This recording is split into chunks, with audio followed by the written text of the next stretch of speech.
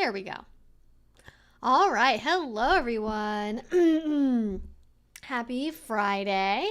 How is everyone doing? What is going on? I'm going to give you all a little warning, a little heads up right now. Oh, also, we connected fully with complete bitrate on the first try. All right. Okay, cool. I love it.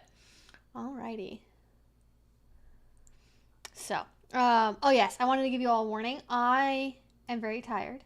I've been sleep deprived the last 2 days. I may end the stream early and take a nap before I need to go to the gym, or I might end up powering through and doing 2 hours. But no promises that we are going to get through a full regular 2 hour stream today.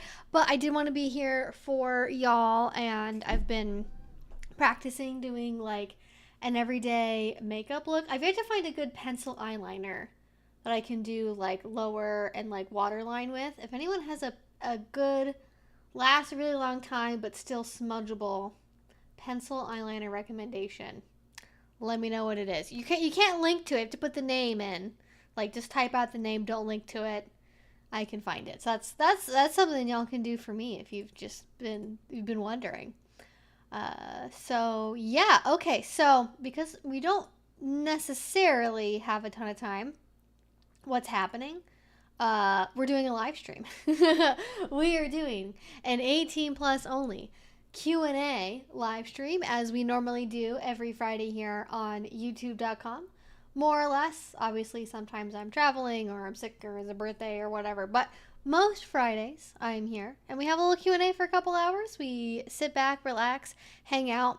There is an idea that I was thinking about asking permission to borrow from Pup Amp, because Pup Amp, when he streams on Twitch, he has a Google form that you can submit questions to before the stream starts.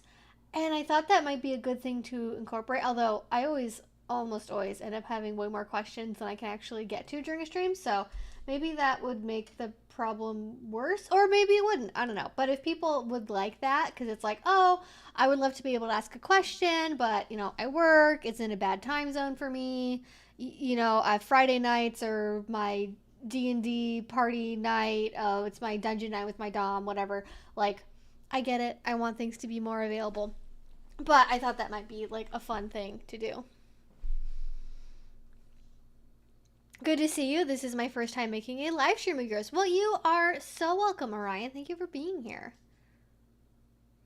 Okay. I use lip liner, honestly. Oh, interesting. Is it because does it last longer? Is it more smudgy, more waxy? I feel like lip pencils are normally like pretty waxy. I've experimented using lip pencils like once or twice a long time ago, so don't take that as gospel, but that's what I remember about them, is they were very waxy. I think of potential questions midstream. Usually if I do ask, it depends on where the conversation leads. True, we oftentimes have quite extensive conversations lead in all sorts of directions, so that is also a distinct possibility. But I think I'd probably, if I had like a Google question form, it would probably be something I would have open probably all day on Friday. Maybe I'd open it on Thursday or something. I don't know. I'll toy around with the idea. I don't think I'd want to have it open all of the time, because it would.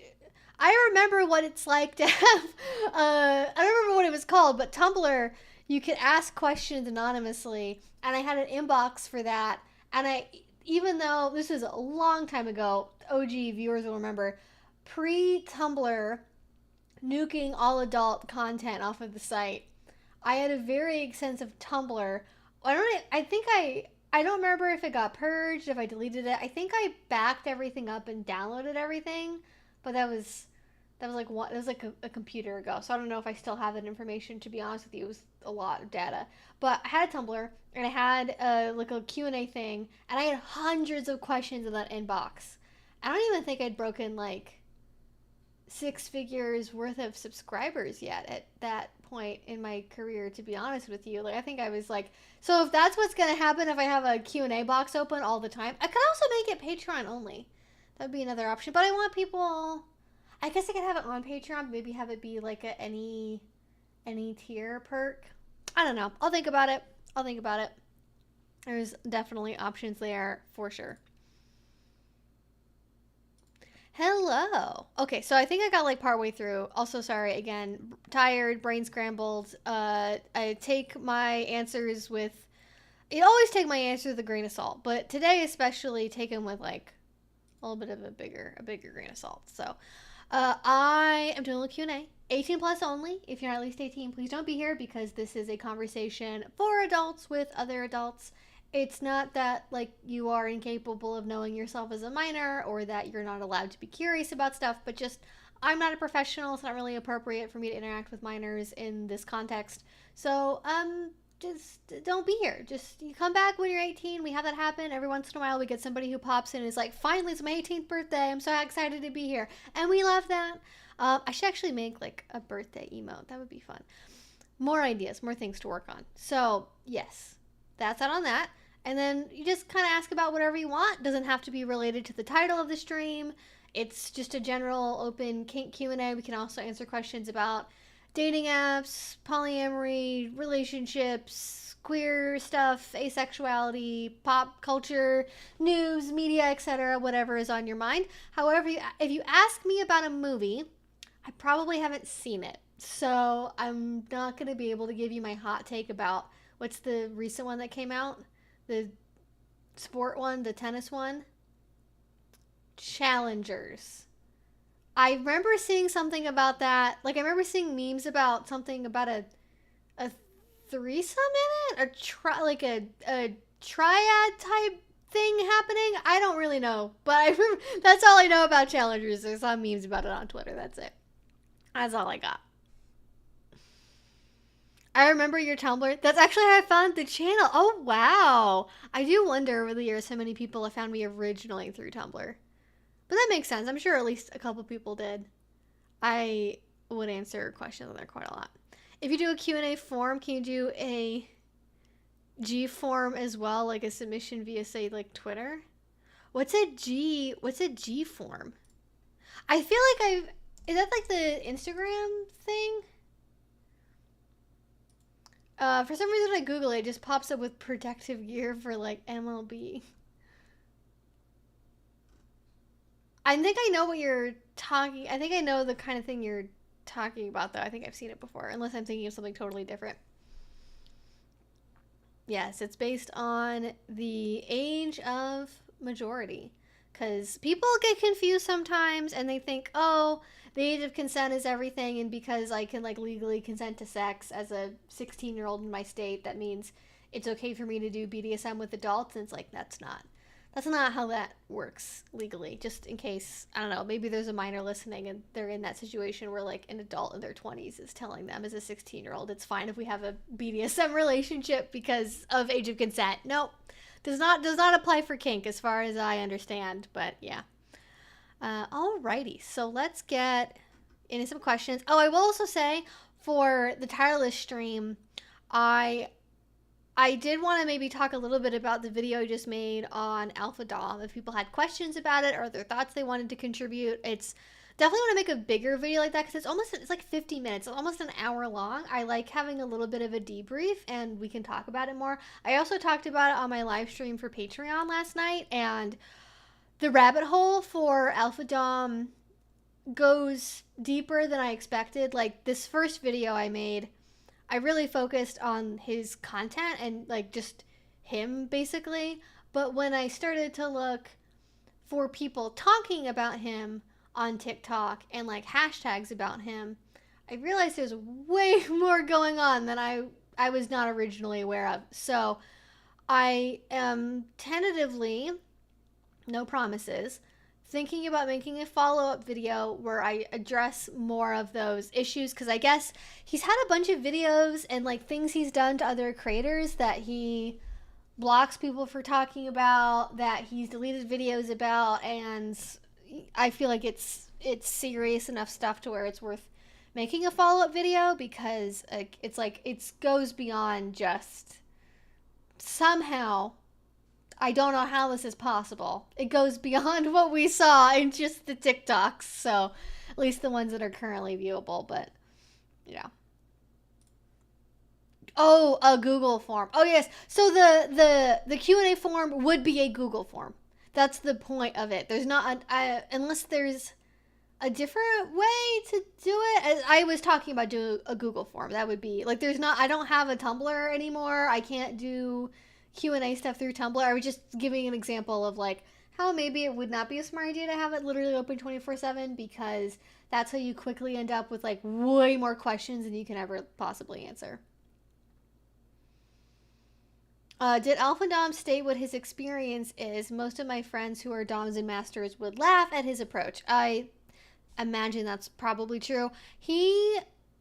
Uh, he never says, at least in the videos I watched, how many years he's been doing kink for, or like how long he's been in the scene. I don't think he'd say that he's like in the scene though, because like by his own admittance, he does not go to kink events and possibly never has.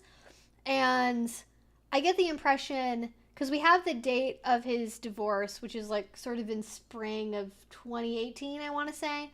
So we're maybe looking at like, I would say it's likely he started doing kink either during, around, or immediately after his divorce from his wife, at least based on the reasons why we know the divorce happened. So we're maybe looking at like 6 years, but I will caveat that by saying I believe he's the kind of person that would exaggerate his kink experience by, I don't know, like including his porn consumption habits as part of that. Like, I've been into, like, it'll be phrased very cleverly. It'll be like, oh, I've been into BDSM for, over 10 years, over 15 years. But by into BDSM, what we mean is like, watching bondage porn, which I'm pretty sure is the thing that Alpha Dom is into, because holy shit, I do not know. Like, you would think from the outside,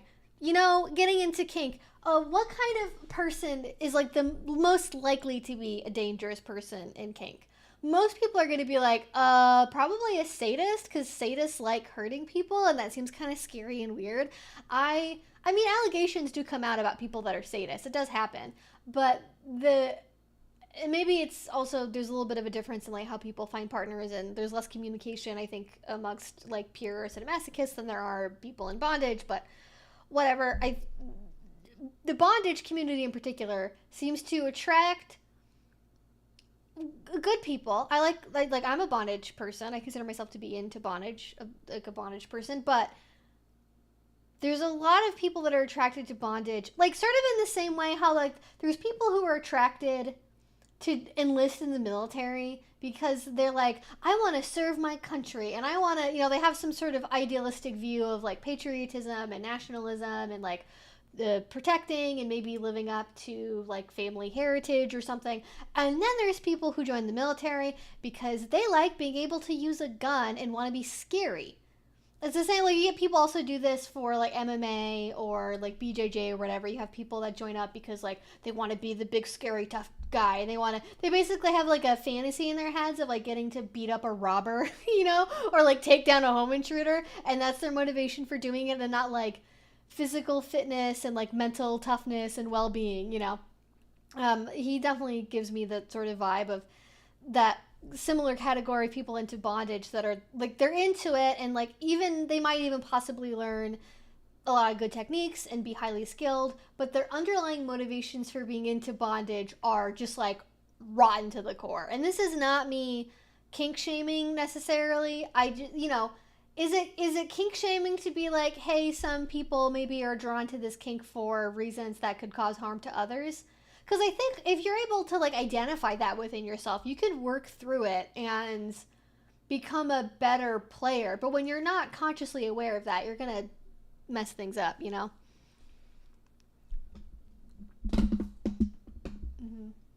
Oh crap! I forgot to set up the dog camera. I knew I forgot something today. We'll have to. It's hot anyway, so I don't know if the camera would have lasted today anyhow. Oh shit! And the fan. The fan ran out of battery power. I remember. Okay. Give me a second. I gotta plug the fan in. BRB.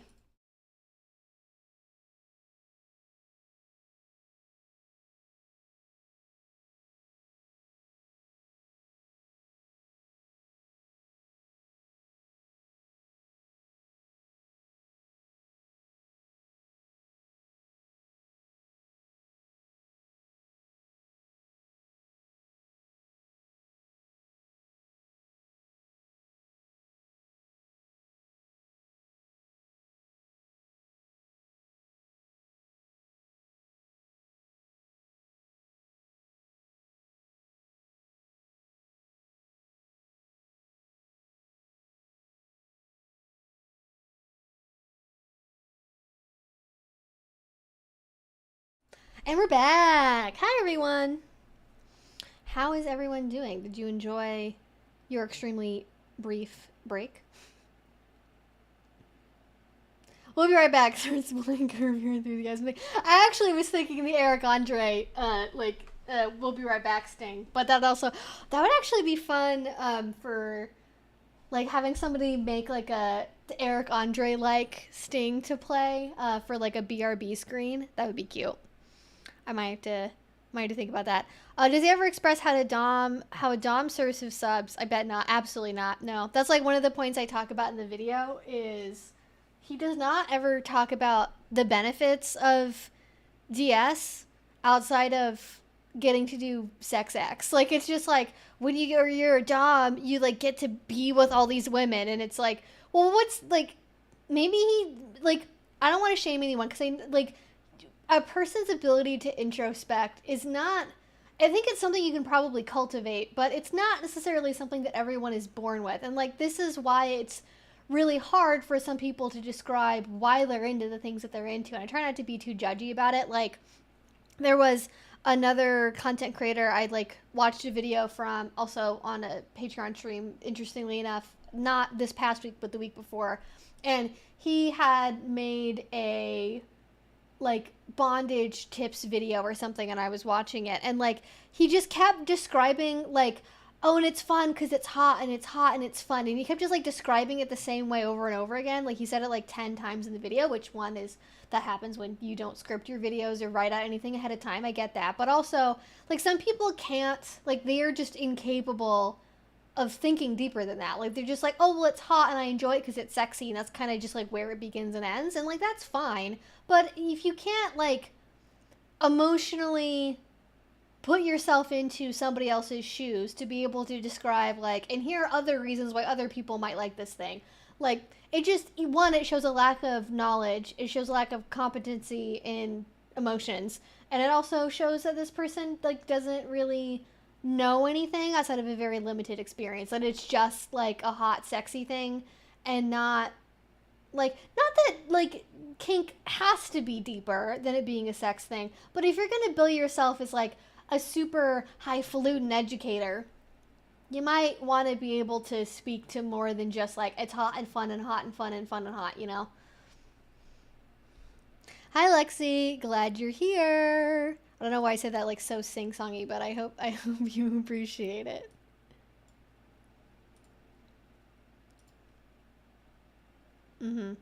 I was awake at 7:30 after 4 hours of sleep. It's oh, it was like, threw me off because this is 1937, but it's, you know, yeah, I get it, 7:37.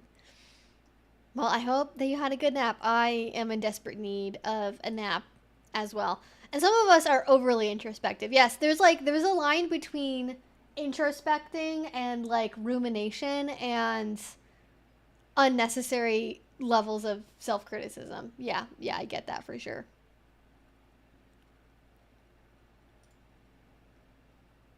You called it with him being alerted to your recent video. I didn't even, like, I just knew that he would find it. He found it within, like, the first, like, couple hours of it being posted.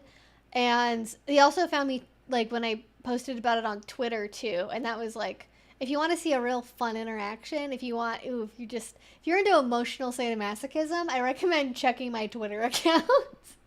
Like, every once in a while, I'm like, am I a sadist? And then something like this happens, and I realize how fulfilling it is for me as a person on like a deep level to like take people like this down a peg. Like, it's like satisfying. That's the best word for it. It's satisfying. It's like eating a really good meal. Am I an emotional vampire? The jury's out. Maybe I shouldn't have been wearing the mock neck. I feel like I'm like the one chick from Hotel Transylvania. Maybe not really helping my argument there. Oh yes, the vegan eggs comment. So the in the video, I made a joke about like I wouldn't want to put all my vegan eggs in that basket, and like one other person that gave me besides you also commented about it, and I said that, well, one, because I'm vegan, and I felt like it would be weird to just say like eggs, because like, well, I don't really like eat eggs, so that, you know, that would really work.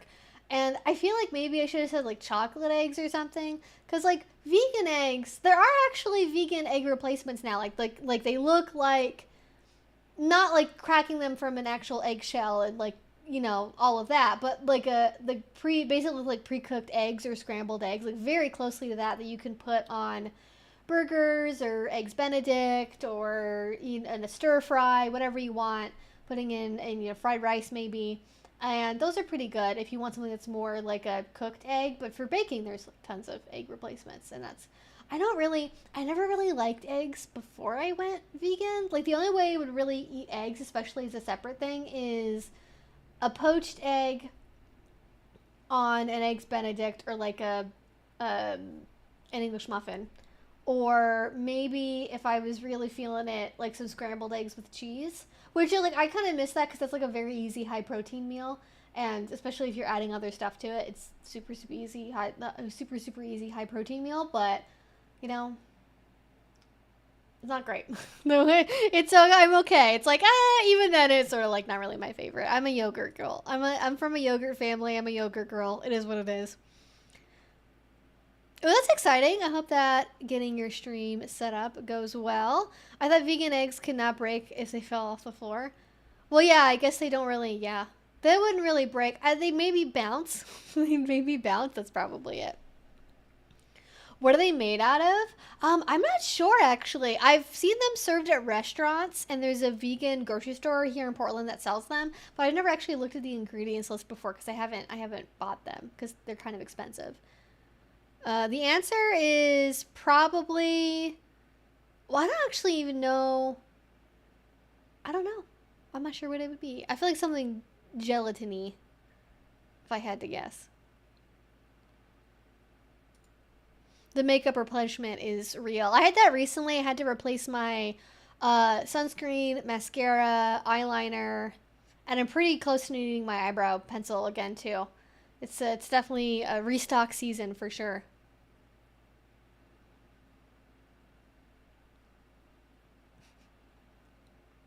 Thank you so much for streaming. This is my first time I've made it for the start of a stream, and I'm so excited. You are so welcome, Kat. Thank you for being here. Literally, in your profile picture is also, your name is Kat, and your profile picture is a cat. I like the dedication. Oh, gosh. Please tell me we getting savage Evie now that LV Dom has responded. Yes. Oh, my God. I tried to, like, mostly let it out on Twitter. It was deeply satisfying, though. I think I'm probably, like... So, I know a lot of people said I was being, like, too nice to him, and, like, I was being more charitable than I needed to be, and, like, I know a lot of people commented on his physical appearance or his lisp, and I didn't say this in the video, so I'll say it now. That was me avoiding talking about that was a genuine, purposeful action I took to not talk about that stuff. Most other content creators, well, not even most, but like a fair amount of other content creators that have made content about him, at least at some point in any measure, commented on his looks, his dress, his lisp, and there's a couple reasons why I didn't want to go there. One is looking or sounding like him does not make you a bad person. You can dress the same way, you can make videos in your car, you can have a lisp and be a good dom and a good partner. That does not make anyone a bad person. And I don't want anyone who maybe looks similar to him or sounds similar to him to feel put down by someone that they respect, like me, making negative comments about that and like maligning this person for it, because like it's not fair, it's not kind, and it's not really a very substantive critique. Like, the only thing that happens when you do that is you invite the door for the other person to, like, insult you back, because especially if you don't really care about genuinely meaning what you say, you can come up with all kinds of things to say about, like, me, for example, right? Like, you can talk about the fact, you know, that I have to dye my hair black, or that my skin's really pale, or that I have a birthmark on my forehead, or, I don't know, like perhaps something about my voice. I get people that leave weird comments about my own voice, you know, not all the time, but it does happen. And it just, I don't want to invite that. And I also think, especially when you're making videos critiquing someone that is doing bad things, it is beneficial to the point to stay beyond reproach for the comments that you make. And I don't want someone to look at a 50-minute long video and then maybe look at 30 seconds of me making a side comment or teasing somebody about their voice and go, haha, I cannot dismiss this entire argument because, you made fun of him here, and this is what happens when you have angry feminists. Look how triggered she is, which is going to happen anyways. But you want to minimize that. I will say, the reaction to the video is not what I was expecting, especially after making 3 videos now, because I made a video talking about just pearly things in Intertape, and a video on the manosphere, and then responding to the manosphere. And in all of those videos, immediately as soon as I talked about it, I had comments, like within literally a minute of the video being live, from people who've never commented on my channel before, talking about, alpha males and red pill stuff, and, feminism being a cancer, and, look at her, she's clearly run through, blah, blah, blah, whatever. And that did not happen in this video. I was sure, because I said alpha dom in the title, that I was just going to be, I was like, it was just going to be instantly like red pill dudes all the time. And even till today, I think I have like 300 something comments on that video. There isn't a single one that's defending alpha dom or talking about red pill stuff at all, which I think is very funny, because I'm like, oh, okay, I guess we're not showing up to defend this guy. Nobody is this little, gotta play a little one is the loneliest number here, Definitely attack the argument, not the person, for sure. Yeah. You don't want to accidentally feel like someone who bullied you from middle school? True, yeah. I mean, unless you're doing a role play scene and that's like a hot, fun thing for you to do. You don't want to do it to like a whole audience non-consensually. And like, and I think like very luckily, you all in my audience, I think we're mostly like kind-hearted people. We don't want to take someone down a peg just like based on their physical appearance. Like, you want to hear why his arguments and his thoughts are dangerous, and not listen to me be like, oh, well, this guy's funny. Because like, if you wanted to watch a video that was like, oh, look at this guy, he's so lame, he clearly can't get women, look at his teeth, you can't, like, that's not, you can watch anyone and hear that. That's not analysis, that's not interesting. Like, I feel like talking about the fact that I think this guy's running a Nigerian email scam is like way more interesting than me just being like, go to the dentist. Like, and again, it doesn't make you a bad person to look or sound or have any of the features that he has. That's not, like, I don't think that that's the kind thing to ever point out in someone. And also, it's like, I don't know how much it can really even be helped anyways. Like, I have members of my own family that, and people I know in my personal life as well, that have, not gotten dental care growing up because their family literally couldn't afford it, and it's literally not their fault their teeth look like that, or they have some kind of like genetic issue with their enamel, or their family couldn't afford braces, or whatever, so like, who knows what somebody's story is. It's not kind. And there are doms who are in the community that like maybe don't look exactly like him, because there's not a twin of him running around that I know of, but like, there are doms that go to the dungeon wearing a fucking red polo shirt. There are doms that show up like with a, I don't know, beard growth timeline, but like kind of an unkempt beard. There are doms that don't really wash their hair. There are like doms and tops come in all different flavors and all different shapes and sizes. They're like, I think it's unfair to expect that, doms have some kind of universal acceptable presentation they're supposed to conform to. I think the red pills aren't defending him because he's non-monogamous, and that's not a good conservative value. Well, I think that could be part of it. I think it depends on which part of the manosphere we're talking about, because it's such a big umbrella. Certainly, people like Fresh and Fit believe in a version of non-monogamy, but what they believe in is non-monogamy for me and not for thee. They believe in them being able to run around because it's just natural that high status, high value men are going to have multiple women, and women need to learn how to accept that. And even if your man is telling you that he's not a cheater, it's either because he's low value, or it's, I don't know, it's because he's actually cheating on you and you just like haven't figured it out yet. I think that's usually how the argument goes. Mm-hmm.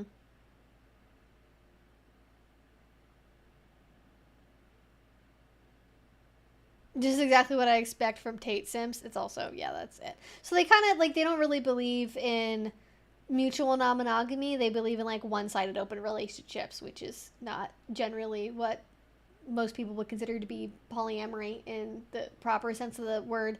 I watched a couple of his videos, and it's not clear to me the extent to which he practices non-monogamy. I'm trying to remember the video he made where he talked about the way that his dynamic works.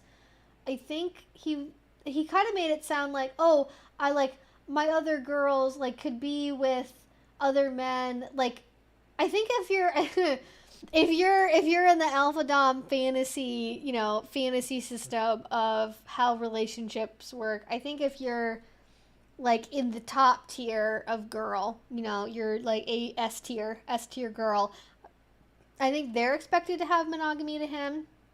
But I think anyone below that is like maybe technically allowed to see other people, but like it's sort of expected that how like tech companies say you have unlimited vacation, but then in most company corporate cultures what that means is don't dare to take a day more than you need to, because if you stop working for one day, all that work's going to be offloaded on a coworker. They're going to hate you. Like, is it allowed? Sure. Do you usually actually have to be really measured about it in order to avoid blowback?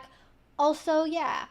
So I think that's more the sense that I get, which is like more open. But I also don't think I don't think he's a red pillar. I think he definitely is like manosphere adjacent, because he's talking about like pickup artist stuff and like how to get women. And to me, in my mind, that's like inherently, to a certain extent, going to be part of the manosphere. But I don't think he's necessarily like, I haven't heard him say anything about like hypergamy or like any of the kind of more typical talking points that you would hear. But I'm also rating women on a scale of 1 to 10, and like coincidentally, all his women are always 8s and 9s, which is funny because I've seen his girls and how they look, and maybe he has a very wide spectrum of what he considers to be a literal 9, which is like basically almost a perfect human being. Like a 9 is like a B tier celebrity. Like maybe amateur porn level people, and that's not what we're dealing with. But that's fine. I mean, beauty is the eye of the beholder, and who am I to judge, right? But it's just kind of funny. We're talking about a guy named Alpha Dom. I made a video about him earlier today, and we had many thoughts about it. Watched your video on this earlier. Did a really good job across the board. Thank you. Unlimited vacations. Yep. That's part of the dream. The harem thing just seems like it's so boring. Like, it's very funny to me when a guy who's like posturing as being like kinkier than thou is like, look at me and my harem, and look at all the fucking D tier baby's first bondage I do. Like, it's like we have very different ideas of what like very kinky and like a master of kink means. I think so. Yeah, that's not surprising. The overconfidence of setting yourself up as a dating coach. We don't know what we're talking about. We'll talk about this in the follow-up video. I think there's a very good reason why he does what he does. We have a super chat from Alex that says, you see that air quote satire? I went to his place on TikTok. Yes, I'm making a video about that this week. I did see it. I don't want to spoil it for people. We're going to have a larger conversation about consent, and we're also going to talk a little bit about the bear discourse. I regret to inform you the bear discourse is not about furries or about bear roleplay or about gay men who identify as bears being wonderful people. It is unfortunately it's much worse than that. But we're gonna make a video talking about that, because it's like consent is a cornerstone of many things, and especially of kink. And we're like going. Maybe you all have noticed this as well. I feel like we're going back in time. Like I feel like we've regressed so far socially in certain areas, not entirely, but in some areas, that I feel like it's like 2003 again. I feel like we're back to like saying the hard R words, unironically, back to calling people gays an insult. That's like, I don't mind, nostalgia for the aughts or from the 90s. I quite like 90s nostalgia myself personally, but some things could have been left. You know, that's we can leave that there. That would be fine. Yeah. Yeah, I don't want to give away the whole video I'm working on, but yeah, should be a fun one if you want to hear some thoughts about that. There are dozens of us, literally dozens of Australians. Okay, for the Australians, I am also yet another plan I have for a video. This probably won't be immediately, like in the immediate future, but probably sometime this summer. I'm gonna make a follow-up video about the House of Cataphor, which was an alleged BDSM cult that was ran out of, I think, Adelaide, I want to say. And that guy was like fucking in jail and on house arrest for like the last like 3 years. And he had a lot of charges dropped against him. I think possibly even all of them. But then he got recharged recently with a crime against a minor. And this man is still around. Like, this is like, I saw that man's Instagram, like, screenshots, okay? I saw what he was doing on, like, he literally dated a high schooler when she was still in high school and went to her fucking high school graduation while she was wearing his collar. The man collared a teenager in high school. And there was not, like, and then immediately when he got out of jail, like, the fucking second thing he did after probably making Instagram again was, you know, attempting something with a minor. What is happening? Yes. Armadale, yes. I don't know why I thought Adelaide, but I don't know. IDK about Australia. I'm sorry. The only thing that's maybe a point of reference for Australia is the show H2O, and I saw like 4 episodes of that show total. I know. Thankfully, he was not giving a graduation speech. Listen, we've had some bad graduation speeches recently. I cannot imagine Mr. Big Dick Jimmy himself giving a graduation speech at a high school. I'm not sure what the U.S. version of Armadale is, but from the photos, I kind of got the impression it was like, to make sort of a Pacific Northwest analogy, sort of like rural Oregon, maybe sort of like Yakima, Tri-Cities. The part of the state we don't talk about in Washington. I do feel like we're regressing and I want to go live in the woods with the bears. But now I kind of want to leave the whole plane of existence. Sometimes I feel on that. I too long for the sweet release of non-awareness. But unfortunately, I am one of God's strongest soldiers, and it is my burden to be here and fight the good fight for as long as it should last.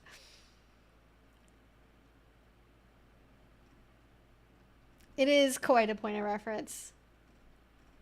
I don't have any, like, really good ones, because I'm not from the East Coast, so I lived on the East Coast for a while, but I wouldn't say I'm, like, from there.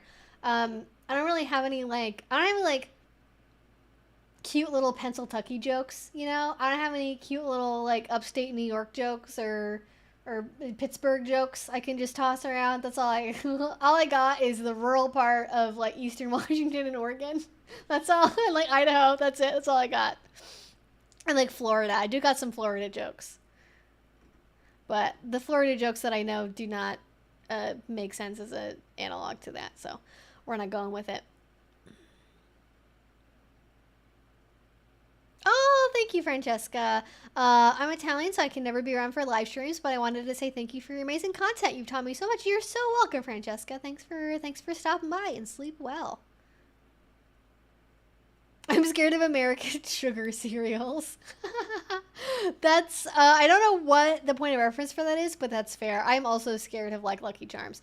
I like Lucky Charms. I don't have anything, like, Captain Crunch. No.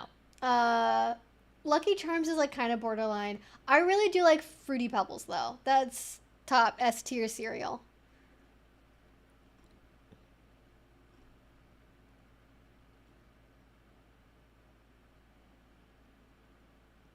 It's kind of like tattoos that don't always have to have meaning, but just be honest that they don't. Yeah, don't have AI write up a tattoo meaning for you. Don't do that, probably. That seems like a bad idea. If you say Farmingdale, maybe. Yeah. Could be, could be. Just waiting for a Sigma Dom to come out, and then there will be a Ligma Dom and so on. I honestly think the Sigma males are over. I think Sigma males are so last season. Sigma males are out. Gamma Doms are in. Get on my level. You know, that's I think the direction we're going in. No, but really, I do feel like Sigma stuff was kind of a flash in the pan. I really feel like we've kind of shifted from like direct alpha male content into like kind of just like dating coach I hate women content. Like, they don't even really I mean, I think people like Fresh and Fit will use terms like alpha, but they're more commonly kind of just saying like high value male, because I think they realize how fucking nerdy it says, how nerdy it sounds to say alpha male. Like, they realize, because like obviously you can instantly say, well, what do you mean alpha dom or alpha male? Because like, if you're talking about the wolf thing, that's been debunked for literal decades. Like, what are you talking about? I think they're kind of moving away from that because they've just been dunked on too much. So now they're talking about like high value men. I think Sigma male's kind of like not. It had a moment. It definitely had a moment, but it did not last for long. One hit wonder for real.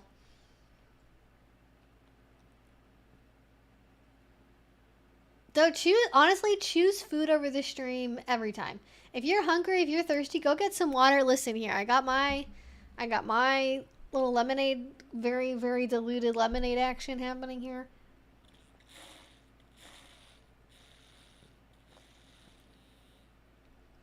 Ah. Oh, it's on Long Island. Oh, really? That does not sound like a name I would associate with Long Island at all.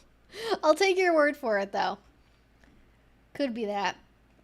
Never been. I went to New York once, and it was quite a long time ago. I have no opinions other than, like, it seemed really big. That's my takeaway from visiting New York. IDK seemed really big. There's a good kink scene there, though. There's lots of parties. Lots of variety. Also, you can get around by train, which makes it very convenient to, you know, go around to different places in the city to go to kink events. Which is like, you'd think you'd have like more kink educators from New York, but I feel like we tend to be mostly West Coasters. Very interesting. This guy seemed like a guy who recently got barred from pretty much all the munches in my region of my province and ejected and banned from the community annual kinky camping event as well. Wow, you have to like actually be like extremely fucked up to be banned from a fucking camping event. Like, that's like, you are so banned. You're not only banned from the dungeon and all the munches, you're also banned from going to the woods. Which, like, I think actually that's probably the higher risk place to be with an individual like that. So it makes sense. But usually, like, it's hard. Like, people think that, oh, like, getting canceled in kink is like the worst thing ever, and like it's ruining people, and like cancel culture is going too far. I know people that literally have restraining orders against them for multiple people that are still allowed to go to BDSM conventions, like, openly. Like, they don't bar them from banning. They don't have any worries about getting a ticket. I mean, they maybe are watched a little bit more closely by the people running the event, but they're not, like, actually kept from going, even though they, again, have literal, actual restraining orders against them for more than one person. So it happens. But very, very rarely do you see somebody be, like, universally banned from every event in a whole entire region. Like, that requires a level of coordination and a number of people being willing to believe whatever is said about them that you just do not typically see. Because there's always, even if like almost everyone is on board because what happened was so public and so egregious that it's undeniable, you'll always get like one guy. You get one guy in a board somewhere. You'll get one guy who runs a munch who's like, I don't know. I think they're probably just making it out. They're probably blowing it out of proportion. And, like, you know, they won't actually ban him. Or they're like, you know, they'll be like, oh, well, you know, we can't take action against things that didn't happen at, you know, our venue. When we understand people are concerned, but because it didn't happen here, we can't actually ban them. And, like, blah, blah, blah. It's a whole thing. Can you identify as a sadist and still practice rack? Fuck, that's another video. I have so many, you guys are hitting all the videos I'm going to be making lately. I'm making a video about rack. It's probably going to be a little spicy. I have some opinions about rack that have recently been developing. But yes, I believe you can identify as a sadist and still practice RAC, which if you don't know what RAC stands for Risk Aware Consensual Kink. It is more or less a reaction to an earlier term called SSE, or safe, sane, and consensual. It was created for a number of reasons. Mostly, I think the main reason I've heard is because who gets to decide what sane is kind of subjective. That's something like more concrete we can go off of. And RAC is usually focused on robust, informed consent and, you know, making sure you're aware of what you're doing before you do it, because you are going to be possibly engaging in kinks that are inherently risky, and you cannot mitigate away all of the risks. So I think a lot of sadism definitely falls under the RAC umbrella. People have different ways of talking about it. Some people will say something's like a RAC activity or an SSC activity versus like I follow SSC as like a personal philosophy versus like maybe a style. Like people talk about it in different ways. I have a little bit of a bone to pick with RAC that I don't think I've ever heard anyone else talk about. Also, it's very funny that like the one thing that like people will try to say to me is an insult outside of saying that I look really pale and go inside, put on some more sunscreen, and it's like, thanks, Abel, thanks for reminding me. I go outside every day. Listen, everyone tells me to touch grass. I literally today jumped up and touched a leaf on a tree because it looked really beautiful and I wanted to see how it felt. It was very soft, by the way, if you're wondering. It was a brand new leaf. It was like one of those big like oak leaves, you know, that are really big. And I was like, ooh, I want to touch it. I jumped up and touched it, and I also stopped and literally smelled a rose. So if anyone's ever like, she's too online, she needs to touch grass, blah blah blah, I am so in the real world and so connected to the earth that I literally stop and smell the roses when I'm on a walk with my dog. So, I mean, you gotta take my word for it, I guess. I'm not showing you photos, but it happened. You had to be there. Yeah, so the people will say I'm a fake sub, but like also it's like, I don't know how I could be it's just funny when you think about it. Like, okay, so I'm a fake sub, but my entire living is based off of talking about BDSM.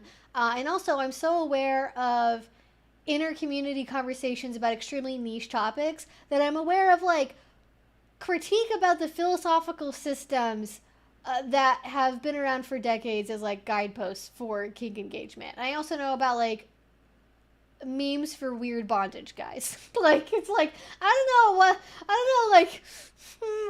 maybe you don't know what a fake sub is. Okay, like very funny to me. But also it's because I have a strong, what people I guess perceive online as a strong personality and opinions, and I'm a confident speaker now, and so that means I can't be submissive.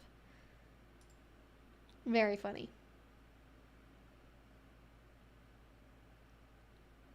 Enthusiastic informed consent. That's the key. Ooh, okay. I'm gonna get some more questions. I saw something that was a good question. So give me 1 second. I gotta scroll on down here. Where is it? Oh, lilacs are my favorite. There's not really any around here, but I love lilacs. It's really a shame that lilacs don't like hang out for very long though. Such a fake sub. I bet you can't even name 3 songs by them. Yeah, I'm such a fake sub that I've literally invented terms for new kinks I've invented. Only fake subs literally coin terminology for for kinks. only a fake sub will literally invent a new kink.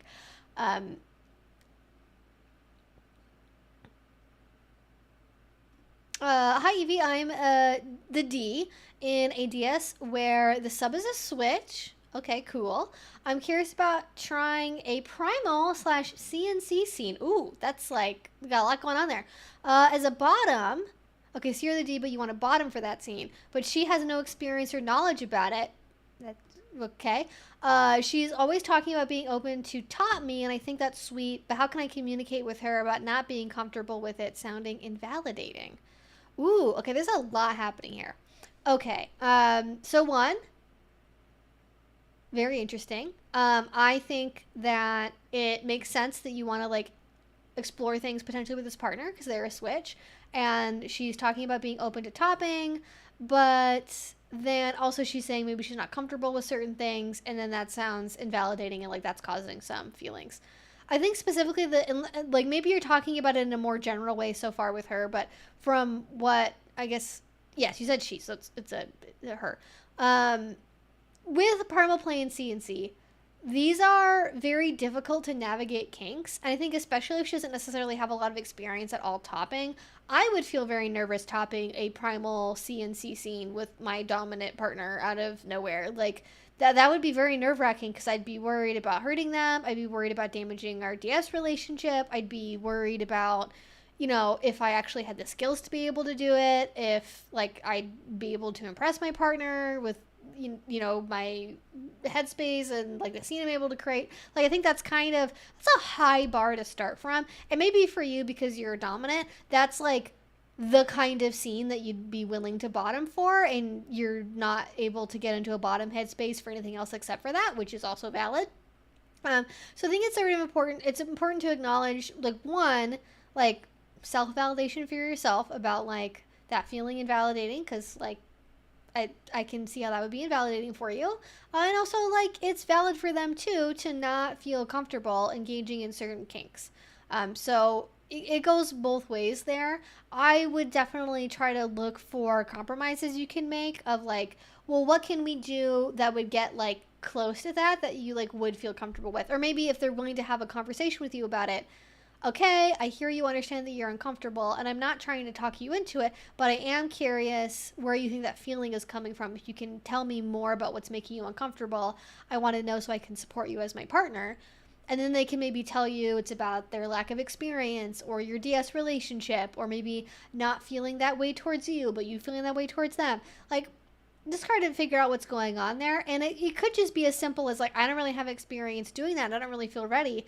And then the solution to that is like, okay, well, we're just going to pare this down. We're just going to make it really super simple.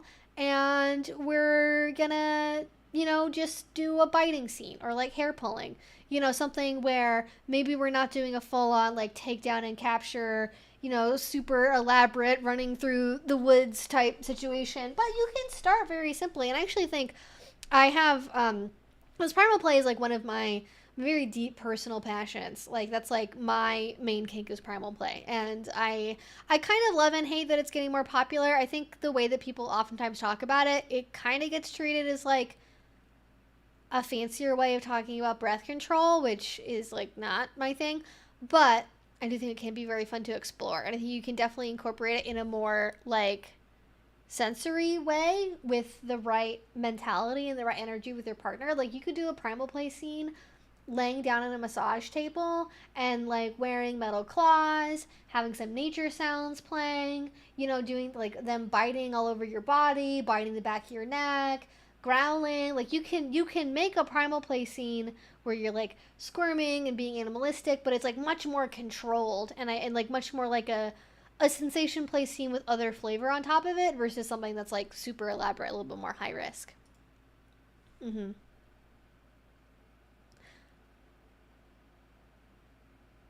He threatened a lawsuit against somebody else who reviewed his course. So I'm not necessarily willing to, pay $197 for this guy's course. I already know, based on what other people have said, it's just more fucking car TikToks. So you're not really missing out on anything. However, I would be very curious to hear from people who have taken it, like, in more detail, what they thought about it. Mm-hmm. I personally stand D-types that aren't afraid to bottom once in a while. Yes. I think bottoming, being willing to try stuff is, don't ever do anything you're not comfortable with. But if you're open to it because you want to understand your partner better and the toys you're playing with better, absolutely.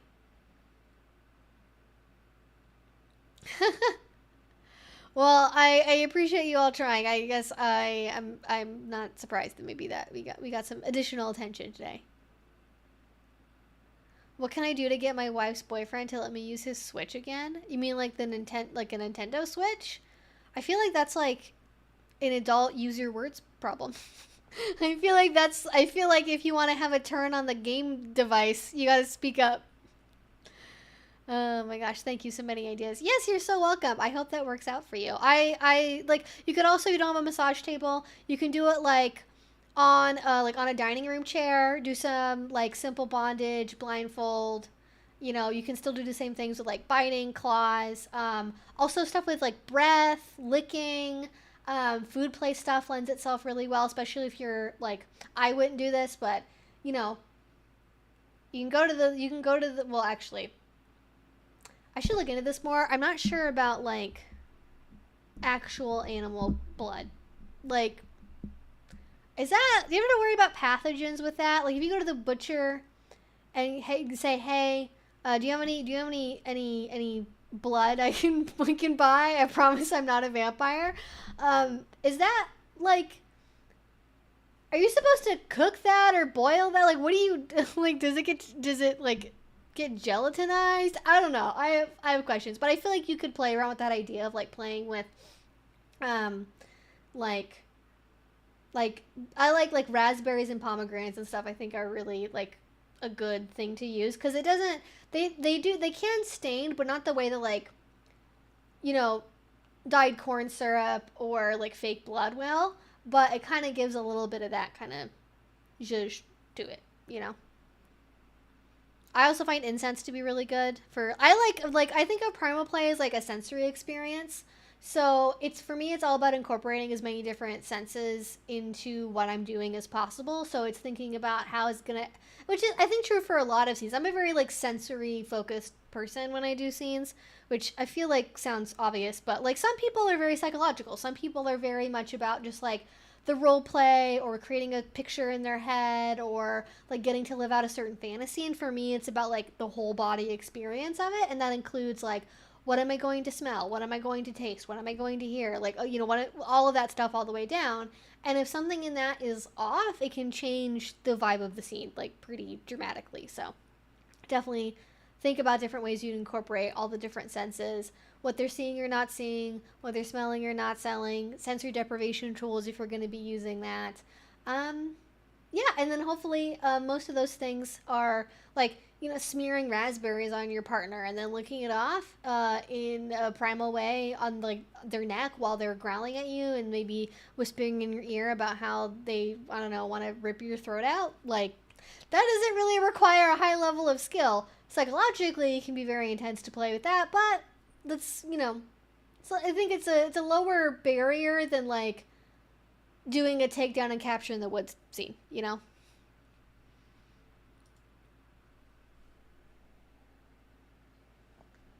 Do you have any safety tips for wrestle, struggle, and takedown scenes? Not anything I can really share over a live stream, but I will say if you're going to be doing it at home and you have the means to, and especially if it's a thing you want to do regularly, I would highly recommend investing in some kind of mat that you can use. Which I know everyone's gonna have the storage room for that, but like if you have a garage or maybe you like rent a storage unit or something, I think that's a really, really good investment to have if you have something that can, protect your partner. And if you're living in an apartment, you probably don't necessarily have great carpet. You might not have carpet at all. That's going to be really big for helping to prevent injury. And also gives you a specific way to be like, this is the scene space, versus like the regular living room. I also think if you have the ability to take classes locally for like wrestling or judo, I think like judo is probably a really, really good one. I personally really like judo and the way that it does things and like the philosophy and like if you're gonna pick one, I'd probably go for that. You can also do like MMA or BJJ or something like that as well, depending on what's around your area. I think that's like a good place to start. Aikido also is good too, but yes, those are sort of what I would look at. You can definitely find classes online for like how to do wrestling and takedown and capture stuff. I think you're gonna get the best information from actually going to a place and doing step by step instructions. Even stuff like, even if you're kind of doing like more regular martial arts, like if you're doing karate and stuff, you also get like some instruction in like how to take a fall, how to roll, like maybe stuff you don't have experience with. But I think that's like, it's one of the areas of kink that I would say is best to learn in person, not online. It's basically, for me, the classes I think that if you can, you should learn in person.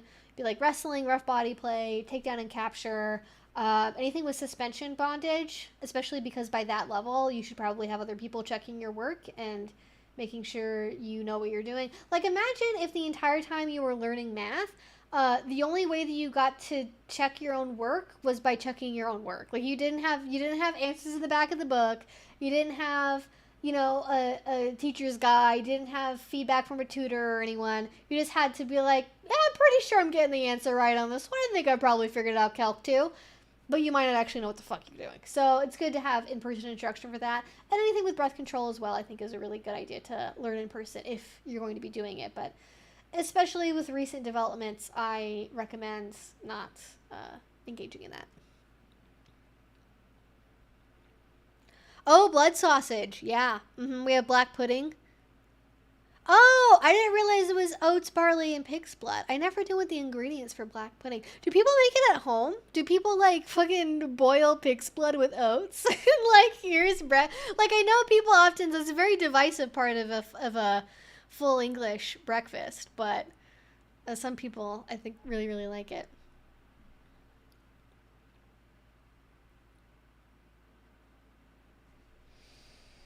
Jesus, somebody did that? I wish I was shocked. You're very welcome. Good luck.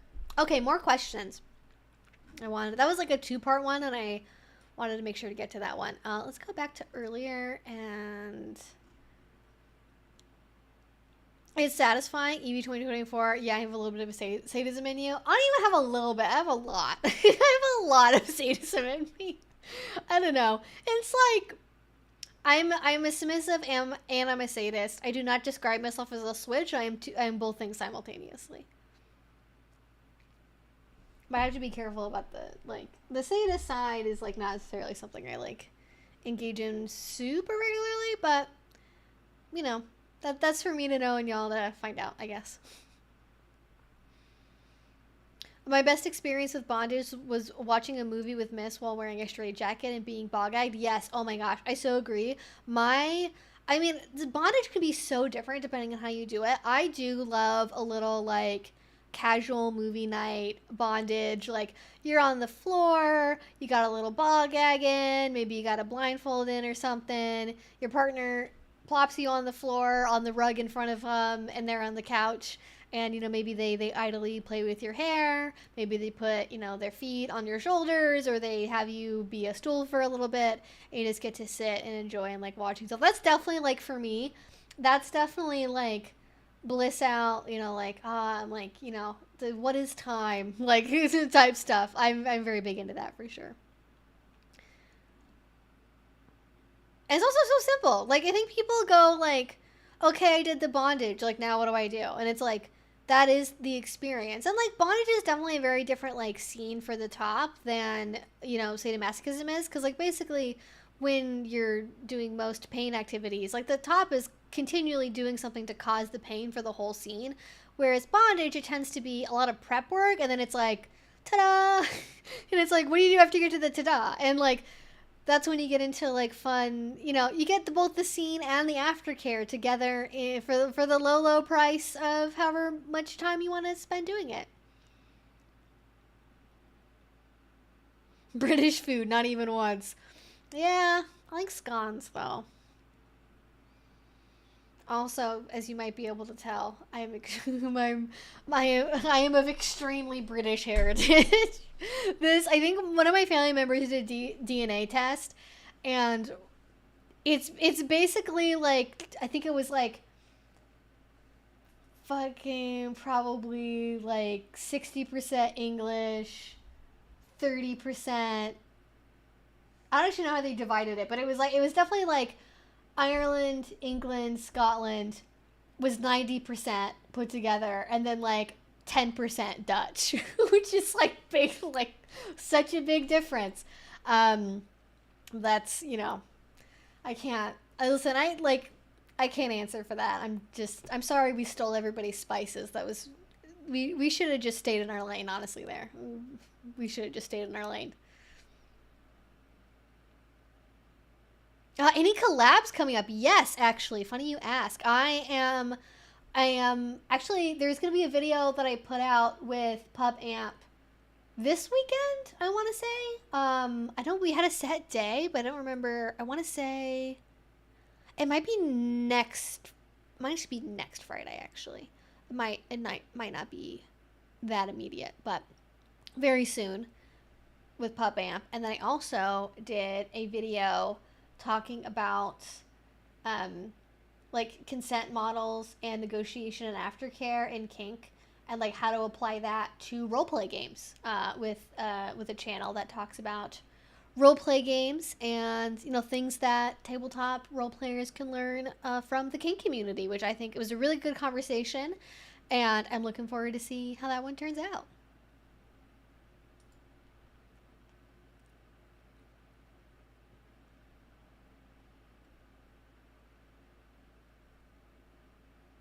Yes, they ran out of baked stuff. Yeah, that's what vegan eggs are. Ooh, getting a pedicure tomorrow. That sounds very relaxing. I do my nails at home now. I just, every once in a while I'll paint them, but I like actually I really like having long natural nails, and it's hard to get that while also wearing nail polish over much. So, I don't tend to do it. Yogurt with fruity pebbles? How have I not thought of that combination before? Holy guacamole. I gotta try that. That would actually sound like that would be really good. Because it's got little, like, the fruity pebbles are basically like granola. Is the citric acid? Oh, that would make sense. There's a kind called Just Egg that's made with mung beans. Yes! Oh, thank you. That's what it is mung beans. Mung beans are, I don't know. What are we doing with beans? Is this legal, the things we're doing with beans? Like, we're like, I'm gonna turn this fucking bean into a sausage. I'm gonna turn this bean into an egg, and you can't stop me. And it's like, should we? I don't know. Should we? Goodness gracious. Okay, actually my energy feels good, so I definitely will say we're gonna go for like at least another 30 minutes.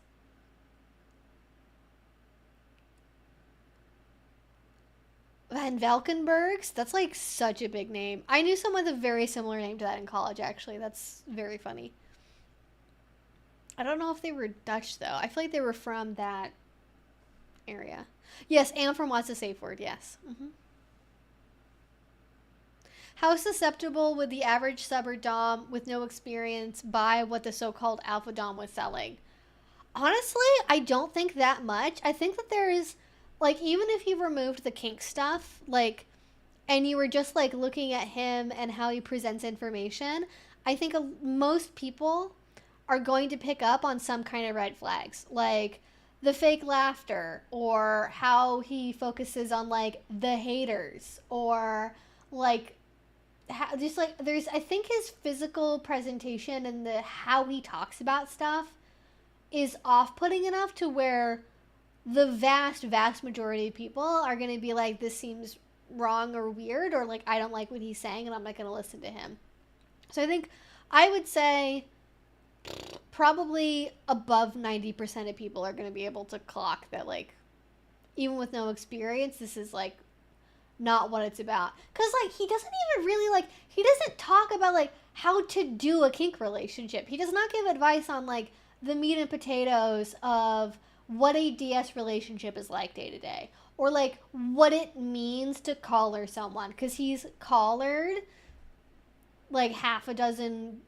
He says girls, but like, honestly, we should be a little bit more suspicious about the fact that he calls them girls and not women. I think we need to, someone should check on that, like, you can never be too sure.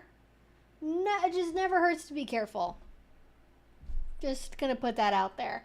But I think most people are gonna be able to see that that's fraudulent, weird, sounds wrong. Because he mostly just talks about, like, he talks a lot about body language, and he talks a lot about, like, how to get a woman to sleep with you, but then it's sort of like, and then you've accomplished your whole thing. It's like, he talks about things in the same way that I imagine, like a dog would talk about catching a car when chasing a car. Like, he doesn't have any plan for afterwards. It's just about, like, the reaching the objective of, like, obtaining a woman. Like, it's sort of like, oh, well, here's my structure, like, how I keep all these women at the same time. But he's not, like, giving advice on like how to make a sustainable long-term DS relationship, or how to find your like authentic dominant side, or how to communicate with your submissive partner when they're feeling insecure about something, or even like punishment ideas. The only time he's ever even talked about like brats, for example, is he talked about it in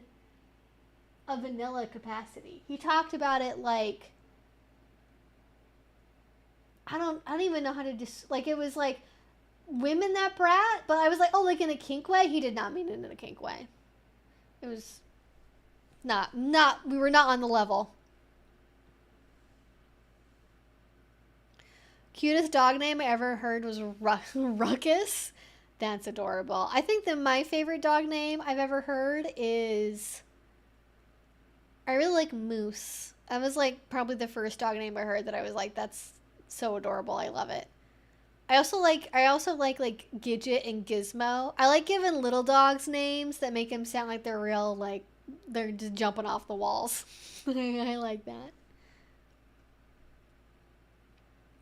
I think that young people probably would be more like, okay, if we're not talking about adults, if we're talking about like teenagers or even younger people finding his content, like we're talking an 11, 12, 13-year-old boy finding these videos, they might be more susceptible. I mean, they would be more susceptible, but it's like, okay, if like 1% of people that are adults would be susceptible to his content, it's a massive increase for even like 2% of teenagers to be sucked in by it. But it's still only 2% at the end of the day. And I actually don't even think it's that much. I think it's probably more like 0.5% versus like 1.5%. Like I think it's very like, I think, and once again, you know, to take a shot, I'm going to say this is something I will probably talk about in the follow-up video, but his immediate defense response to people calling him out or reacting to him is to say, thanks for introducing me to your audience for free. Like, meanwhile, I didn't show his face on camera. I didn't show his username on camera. I didn't link to anything that, like, is his. And then I watched his Social Blade stats for all of his social media accounts. And in the past, now over, 36 hours since I posted that video, he has not gained a single subscriber on any of his platforms, and like 15,000 people have seen my video. So if he's trying to fucking cope by being like, you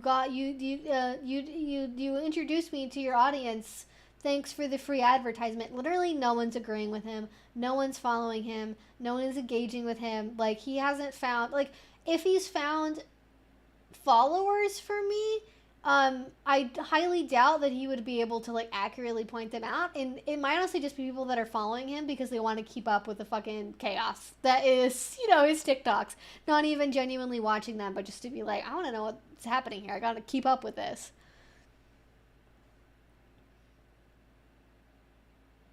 He is definitely selling a power fantasy, yeah. I think some people only realize it's a scam after spending money. Yeah, like if you pay a lot of money to get the videos and it's just like more car TikToks with minimal editing, it's, you know, you're gonna feel scammed by that much money for sure. He also allegedly, according to him, offers $3,000 mentorships to people who are making 6 figures a year, and I kind of just don't believe, first of all, I don't believe him that that's like, okay, show the receipts, buddy. Like, literally show your receipts. And I really hope you're paying quarterly taxes on all of that extra income you're making from mentoring. But I don't know. I don't know where the lies end or where they begin. But certainly $3,000 a month for a mentoring course is going to be a scam. Like, I think that people should charge what their time is worth, and people are going to charge different rates depending on their clientele, their availability, the extent of the services they're offering, their level of expertise, their years of experience. Like, I don't think it's unfair for someone to charge what might feel like a lot of money for mentorship, like, you know, like even like in a professional capacity, not just in a kink way, but there's a threshold to it. If you're charging goop numbers for a mentorship, you need to sit down. You need to sit down for a bit. Also, you probably are going to get a charge back from that. He definitely is like the same energy as like the 4,000 makeouts person for realsies. I don't know the story that much, but I feel bad that you seem upset. I'm not upset. I just think I think it's funny. I don't know what I was saying. What was I talking about? I just left my brain. I am really tired. So if you think I'm sad, it's because the last 2 nights I've had 5 hours of sleep and 4 hours of sleep. So if you're maybe noticing more dark circles under my eyes, it's because I've not been sleeping because I've been too busy on my Sigma grind set to be sleeping. So that's why. Damn, I wouldn't even give my Nigerian friend that much money, and he's a prince. Yeah, exactly.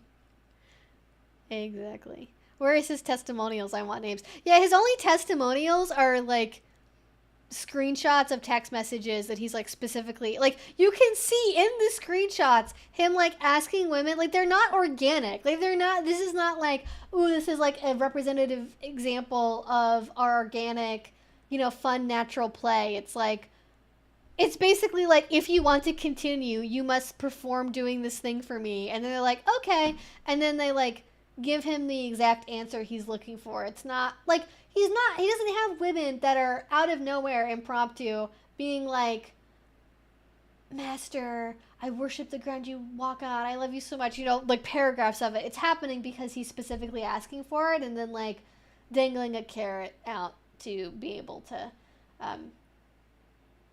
get the person to say what he wants. I am going to get some sleep after this. That's why I originally said this stream was probably going to be short. Is I need to take a nap, but I feel great. So I'm probably going to keep streaming until our normal time because I'm doing fantastic and I am energized. Did you remember? As a sadist, as an energy vampire, allegedly, unconfirmed, I enjoy talking about this and it gives me life. So I'm thriving. I'm staying hydrated. I'm staying in my fucking lane. And I'm living, okay? If you want to continue, press start. Yeah, well, his version of press start is answering a riddle. It's like answering a sex riddle about how amazing his cock is. Without being judgy about appearance myself, people who are going to spend $3,000 a month are going to do it with someone who with his presentation. Yeah, if you have $3K a month disposable income to spend on mentorship, the only case where I think that might happen is if you're looking at like upper level tech employee with like mid, maybe 200, 300K net compensation every year, maybe autistic, maybe in the manosphere, maybe incel adjacent, that kind of buys into the rest of what he's selling. It isn't necessarily like, nothing scans about his appearance, and so they don't really pick up other things that maybe we're picking up on, and they have money to burn. But pretty much anyone else that's in an income bracket where you could afford to spend that much, like people with legitimate experience in the corporate world, advertising, marketing, finance, are going to instantly be able to tell this guy's full of bullshit because they've had to give a lot of professional presentations and work in an actual field before where they have to be able to tell if something is legitimate or not before proceeding to spend company money on it. So, yeah.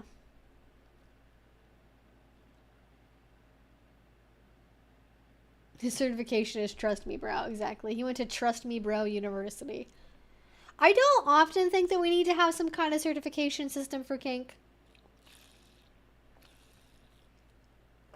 But occasionally, in times like these, I do have the thought that it would probably be beneficial to have some kind of like, 1, screening process, 2, course, and 3, test of application of knowledge in order to get some kind of certificate, badge, honorific, whatever, to be like, oh, here, I took this, so you know that I at least was in the classroom and was forced to learn about, this, this, and this, which should not, but would probably inevitably be taken as a sign of safety.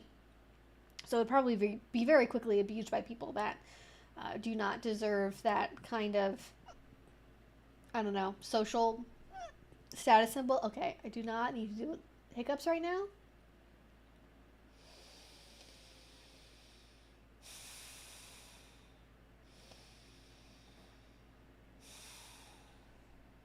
I heard you honking over there, Miss Piggy. What are you doing? What are you doing? I heard you make a little grunt grunt. Oh, we're gonna go to our bed. Okay. I hiccuped and then she grunted. It was funny. Anyone who could afford $3K a month for a course can afford to pay for full service girlfriend experience sex worker. I know. Like, there's many reasons why that would not happen, but a very large portion of the reason it would not happen is like men with that much money who want women pay for women. Not all the time, but a lot of them. Because when you have that much disposable income, you can afford to get the best. Thank you, Stitch. I appreciate the super chat and the sticker. Thank you.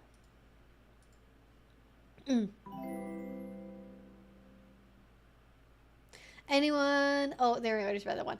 I mean, there are people that buy courses to get yelled at for a whole weekend for dumb prices, so I really wouldn't be surprised. Oh, yeah, you mean the people that are doing, like, the fake boot camp stuff?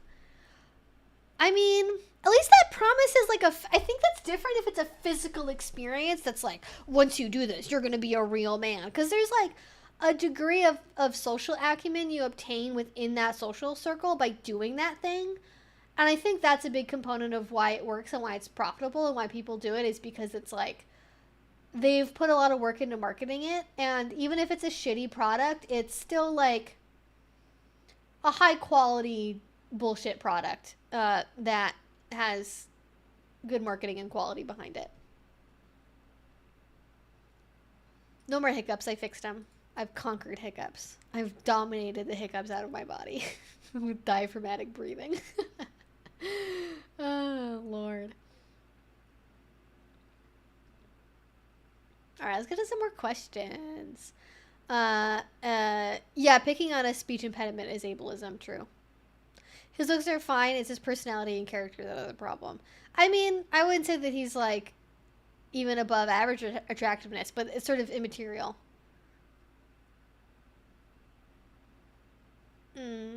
I've seen a circle of tofu with a yolk of thick sauce. There's a couple of recipes on Pinterest. Oh, yeah. I've seen that too. Also, tofu scramble. Delicious. Well, I don't think those things are bad about me. I'm saying that people, like, that's the kind of things I get comments about. If someone's going to try to be mean to me about my physical appearance is they talk about me being really pale. They make a comment about, like, my birthmark or my lips being small. Like, that's, you know. Sorry, I'm British, I guess. I don't know. It's got too much British in there. It just takes over the genetics. Just overwhelms everything else. Listen, my people were not blessed with an abundance of either melanin or collagen. It is what it is. I can't help it. I am what I am.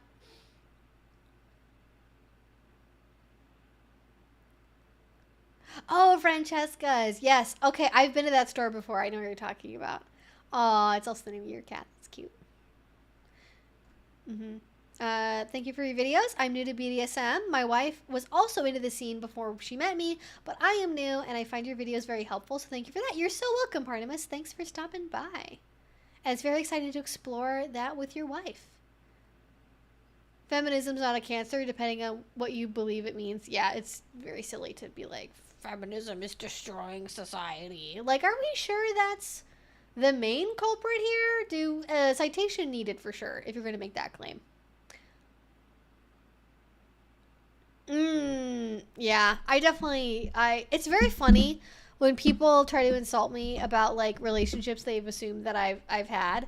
Or, like, actually this will happen to other submissives, too, that make content kind of speaking out about bad dominance. They'll be like, no, like, no wonder your master left you. And it's like,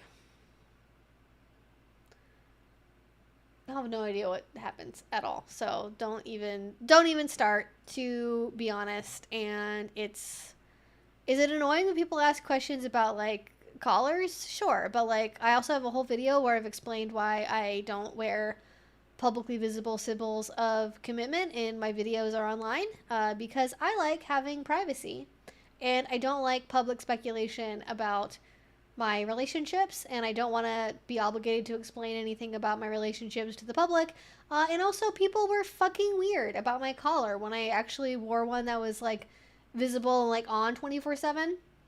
It was like I had people that approached me in a way that I found to be very threatening, that I was worried would escalate into something worse. And having that, also having people at Vanilla Job be suspicious of it, and like it just was not, the cost benefit of that was not worth it to me, because I realized I didn't need a physical outward symbol of submission to validate that feeling, or that feeling of commitment in a relationship. And it's nice to like, have for parties or going to events together, or private experiences, but that's like, between me and other people. It's not, I don't have to have an audience witness a collar physically in my body to feel validated in my experience as a submissive.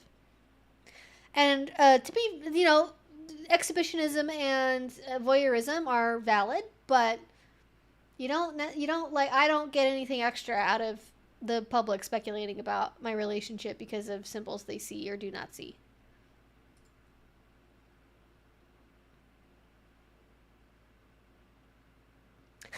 Oh, that's a good one. I'm gonna remember that one. There are lots of people who are wrong about me. You're just another one. That's a great one. I love that. As someone who might be going to their first munch and kink event ever, would you happen to have some tips? I do have some older videos talking about tips for going to your first munch. I will run through the highlights real quick just because you're on stream right now. But my highlights for going to a munch for the first time, one, if it's on FetLife, if you haven't checked out the event on FetLife yet, definitely preview people that are RSVP to the event.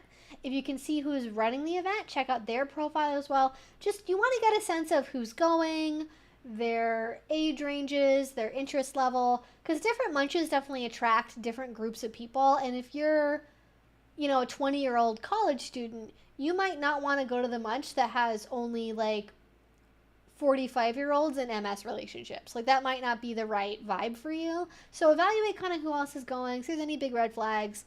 If the event description is sparse on information as far as like, what is the venue like? What do people normally wear? How long does the munch go for? I recommend reaching out to the organizers ahead of time and telling them, hey, I'm thinking about going to this munch. I'm brand new. I haven't been there before. Can you give me some tips on what to expect? I generally recommend, if you're going to go to a munch as a new person, I would go early before people have had a chance to kind of like lock into their social groups.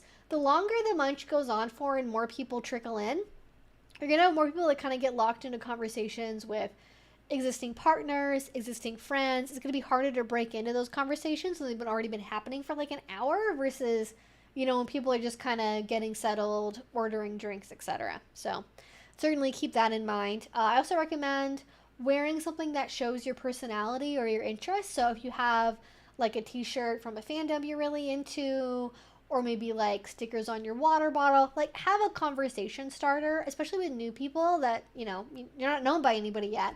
It can be very difficult for people to know how to broach a conversation with a new person, and giving someone an easy way to make a connection with you based on like a shared appreciation for a certain video game franchise, or you both like anime, or you have a ton of, stickers from REI on your water bottle. Oh, well, that must mean you're into like outdoorsy stuff. Or, I can ask you about like, oh, hey, I saw you got a sticker from whatever ski lift. I don't know if ski lifts have stickers. Did you get to go up this season? How did you like it? Whatever. And that's kind of just like, give yourself an easy way to get into a conversation. And don't feel pressured to stay. If it's not the right vibe, if you don't really click with anybody, if it's awkward, don't feel like you have to stay. You can stay for like half an hour, get a drink, just kind of be in the periphery for a little bit and then leave. That's totally normal. A lot of people, the first couple times they go to a munch, they'll show up, they'll kind of get a sense of the environment. They're not really going to be big on socializing yet. And then they go back a third time, a fourth time, and then they kind of get more involved. And also, people are going to be more likely to approach you when you're more of a known face. Like, there's so many people who show up to one munch and never ever come back again. And so some people, especially if they're there mostly for their own friends, they're not necessarily going to want to put out the energy and time to have a full-on, maybe personal conversation with somebody who they might not ever see again. So being a known quantity certainly can help out a lot in that direction for having people want to interact with you. And then also, I recommend, if you have options for munches in your area, shop around, look at different ones, see what the event description on them says. Certain munches are going to be more newbie friendly than others. If I would recommend, if you have a selection to pick from, I recommend looking for a munch that has some kind of structured activity connected to it. Maybe they do like picking questions out of a hat, or they have icebreaker games at the beginning, or maybe it's in a venue that has other things you can do at it, like maybe they have a pool table or pinball, or it's an axe throwing place, like somewhere that you can go to where other things are happening besides just like, so how long have you been into kink for? You know, I think it's easier for a lot of people to have the ability to make social connections when there's a way to facilitate that. But that's really what I would look for. And also keep in mind, every community is going to be different. So if you don't like the vibe at one munch, it doesn't mean that all munches are like that. Chances are, especially if you have like a bad first experience, there's probably another munch that formed specifically in response already to that crappy munch. So again, like I said, shop around, try different things out. It might also be the venue too. Like for example, pre-COVID, I don't really go to munches that much anymore because like they're just, the cost benefit of them is not really worth it to me. But especially pre-COVID when I went a lot more, there was a munch that happened that was like a monthly munch that was really big that happened at a bar. And I went maybe twice, and I didn't really like it. It was way too crowded. It was way too loud. I couldn't actually hear anyone talk. And it was basically standing room only, so I couldn't sit anywhere and actually talk to anyone. I was mostly like trying to be drowned by all the really tall people around me, to be honest with you. And then like maybe stepping outside with somebody if I wanted to have a real conversation with them. But another venue, might be at like a queer-friendly reading nook at a bookshop, or it might be at like an axe throwing place, or it might be at a tea room. And those might be things that are more up your alley, that are going to be a little bit more calm and a little bit easier to step into. Also, some people like stepping into like bars because they're familiar. They like kind of the crowds and the busyness because they feel they can kind of like slip in and slip out and not necessarily, be noticed and not have as much attention on them. So like whatever you prefer is valid, but you got to know what that is for you. And I think you really, really learn that to a certain extent through trial and error.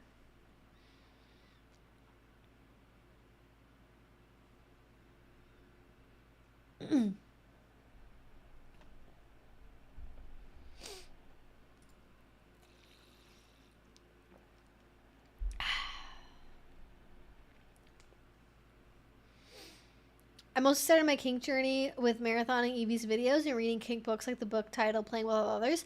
That is a great book to start with. I love Playing Well with Others. This is an idea that I had, and I'm like, I don't really know why people do this, and if it was easy, people would probably do it, so it's probably too difficult. But I was thinking about the idea of, I'm working on a bunch of stuff in the background. Thank you for the super chat, Mr. Beansman.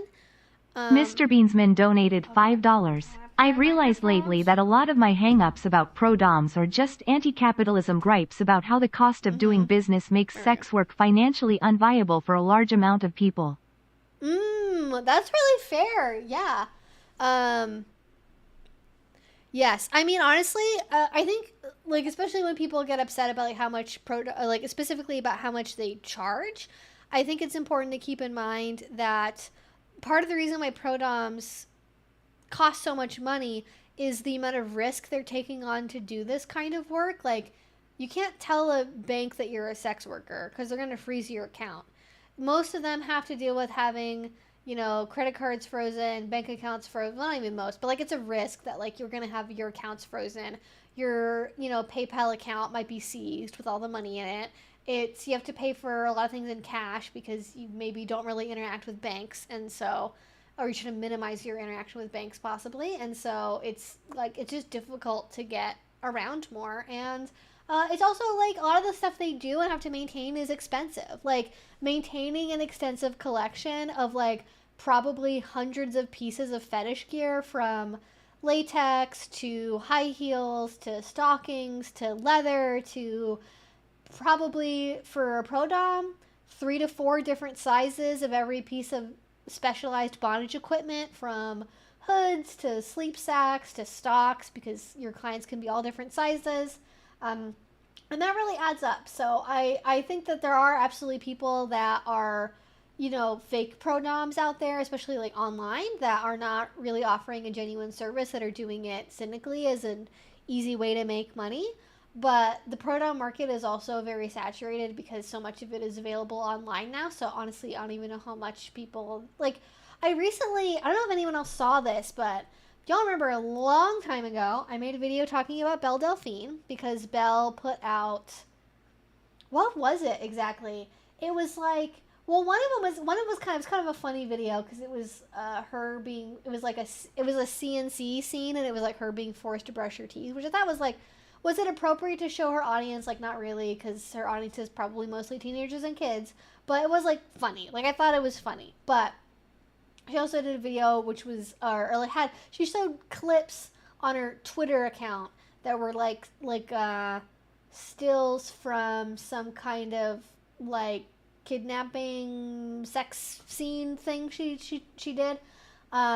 Anyways, that's just to kind of jog your memory. It's not really relevant to the thing I'm about to say. But she recently got on Twitter and said that she didn't make any money from selling the bath water that she sold, which everyone was very sure that she made like millions of dollars off of. But it turns out that PayPal found out what she was doing, because you're not allowed to facilitate sex work through PayPal.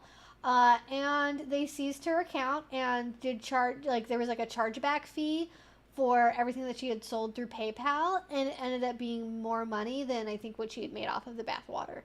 So even people that are really, really successful, like Belle Delphine, especially people that kind of deny the fact that they're sex workers and don't really they don't really have the groundwork to know how to do what they're doing safely and to actually be able to keep their money. But some people act like they're making a lot of money, but they're really not, because like it's part of their brand to act like they are making a lot of money. It's like, honestly, the same thing happens with like alpha male like dating coach people. Like, there are pro doms who, especially fin doms, that will inflate how much money they make from their subs and their clients, because it's part of the fantasy they're selling, and it's a fantasy they're selling to men. And like, honestly, some men that are horny are happy to be lied to for the sake of a fantasy. And similarly with dating coaches and alpha males, they are also, to a certain extent, their clients are happy to be lied to, as long as they can have a belief in the fantasy that's being sold. They're like, you're gonna get all these women, and you're gonna go on all these dates, and you're gonna do whatever, because it's a power thing. All right, have a good night. See you later. Not from me to all of you, but one of the mods was taking a bow out. More questions. Let's do that. I felt myself hitting a wall. I just was like, whoa, I'm suddenly very tired. It's catching up with me. How do people do medicine in this circumstance? How on God, is it just caffeine? Because I haven't had any caffeine, because I want to make sure I can actually take a nap, and I don't really drink caffeine. But like, how do we expect doctors to do back-to-back 12-hour shifts where they get 5 hours of sleep in between and be able to like make accurate calls about anything? Like, that seems really dangerous. This seems like a bad idea. The inconsistent kind of non-monogamy that preaches monogamy and makes the world suck even more. Yeah, exactly.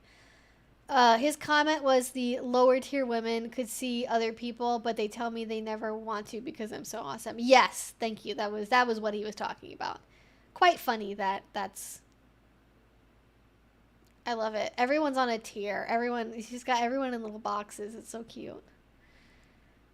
A fool cannot be easily parted from his obsession with boxes. That's it, honestly. If you want to know the core difference, like beyond like valuing consent and respecting women's autonomy, I think the main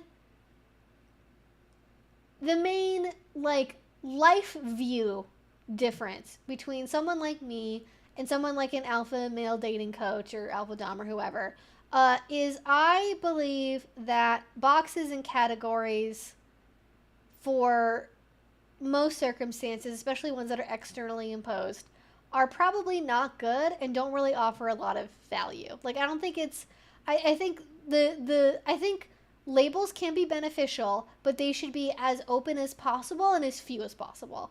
I think that if you're trying to get into really, really niche, like lower tier, higher tier, alpha, beta, she's a 9, 8, 7, blah, blah, blah, whatever. I don't, I just don't think that, it's too obsessive. If anything, honestly, because our little monkey brains really like categorizing things. To me, if you're overly obsessed with categorizing things and putting them into boxes outside of obviously certain mental health issues, I'm not talking about things like that, but if you're obsessed with categorizing people and sorting them into boxes so you can stereotype them, that means to me, in my learned opinion, that your monkey brain has taken over. Your monkey brain has taken over. It is running the show. I think it's the real alpha thought is to not be beholden to categories and tiers and hierarchy and just letting people be uniquely who they are, because that's much closer to reality and the truth than just being high tier, low tier, 9, 7, alpha, beta, sigma. Just calm down. Just calm down. You're not doing anything. You're just I feel like when people do that, they're just very neatly organizing piles of garbage. They're like, but look how neat I organized the piles. It's still fucking garbage. You spent a very long time organizing it, and I admire the dedication, but it's still fucking garbage. And no matter how you sort it, or compact it into a little cube, or organize it by color, or sort it by size, it's still fucking garbage, It's all garbage. I know.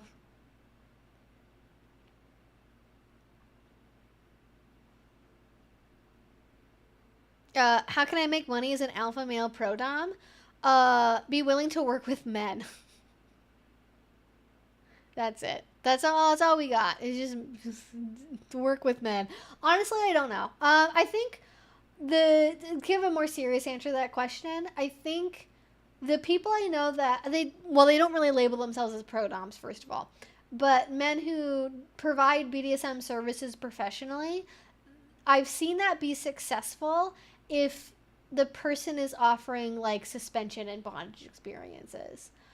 You can also be hired to work at at an event, at a party, at a dungeon, to host tastings and stuff as a professional, but that would be kind of unusual. The main thing is probably going to be teaching classes, and if you are very skilled with rope, there are people who will pay for that experience.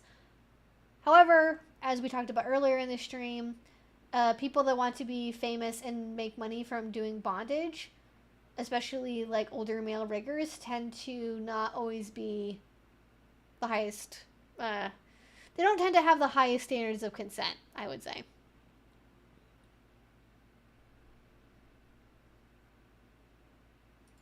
All right. Anyways, I don't know how I got started talking about fucking garbage compaction. I guess I don't know how we got there. But unlimited vacations also mean never shows up to work ever. That's what would happen.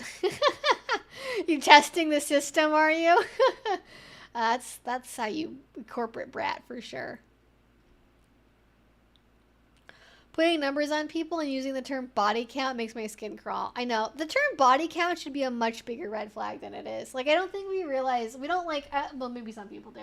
I feel like it's so normalized now that people will say body count that we don't really stop and think about that we're traditionally, mostly, body count would be used to refer to, a death toll.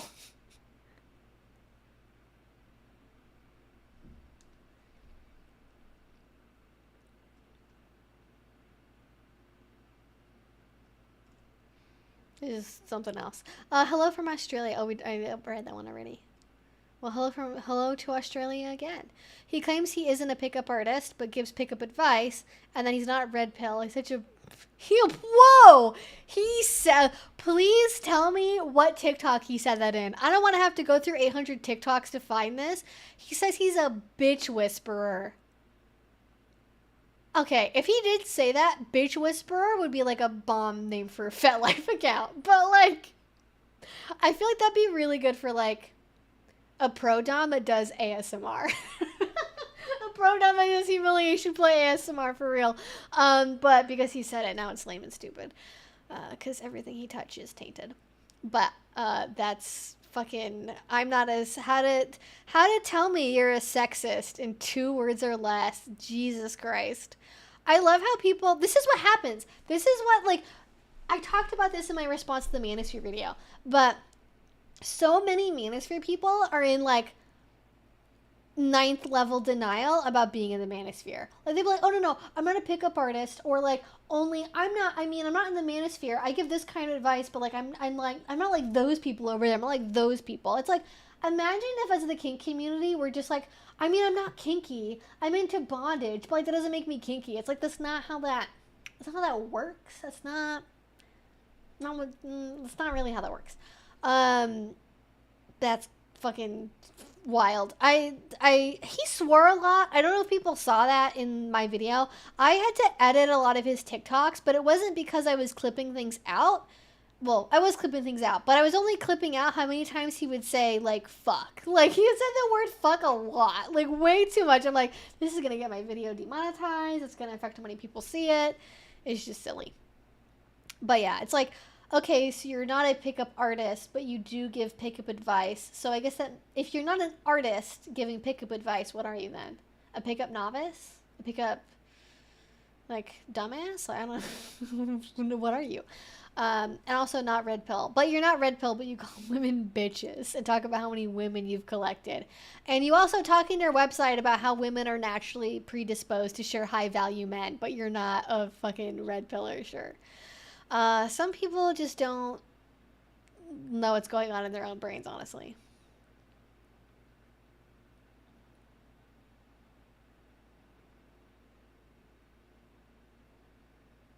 How do you see a relationship in this circle?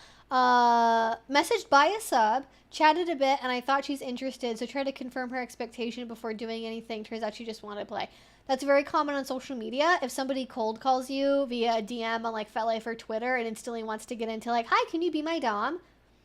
They probably just want to role play. For like, doesn't matter gender. It's probably more common with men than women. But yeah, if somebody leaps right into like, oh, can we do this? Like, they're probably not genuinely. That's not like usual. Like, I don't know anyone, and if you have a story like this, please correct me. I don't know anyone on social media outside of people maybe posting like personal ads that have found a partner through just like a random fucking DM. So that's usually not how that happens. But I could be wrong. It could happen to someone.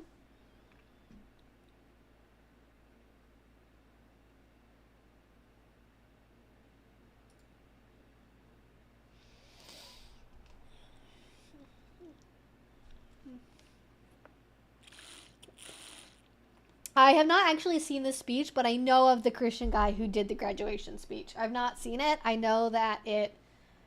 I didn't. My understanding is basically what he said is like, I mean, yeah, women can go to college and they can graduate, but actually they're most fulfilled by like being homemakers. Like, we are on the worst timeline. We have men that are literally like, women shouldn't be going to college, they shouldn't be allowed to divorce, and they shouldn't be allowed to vote. Like, what is happening?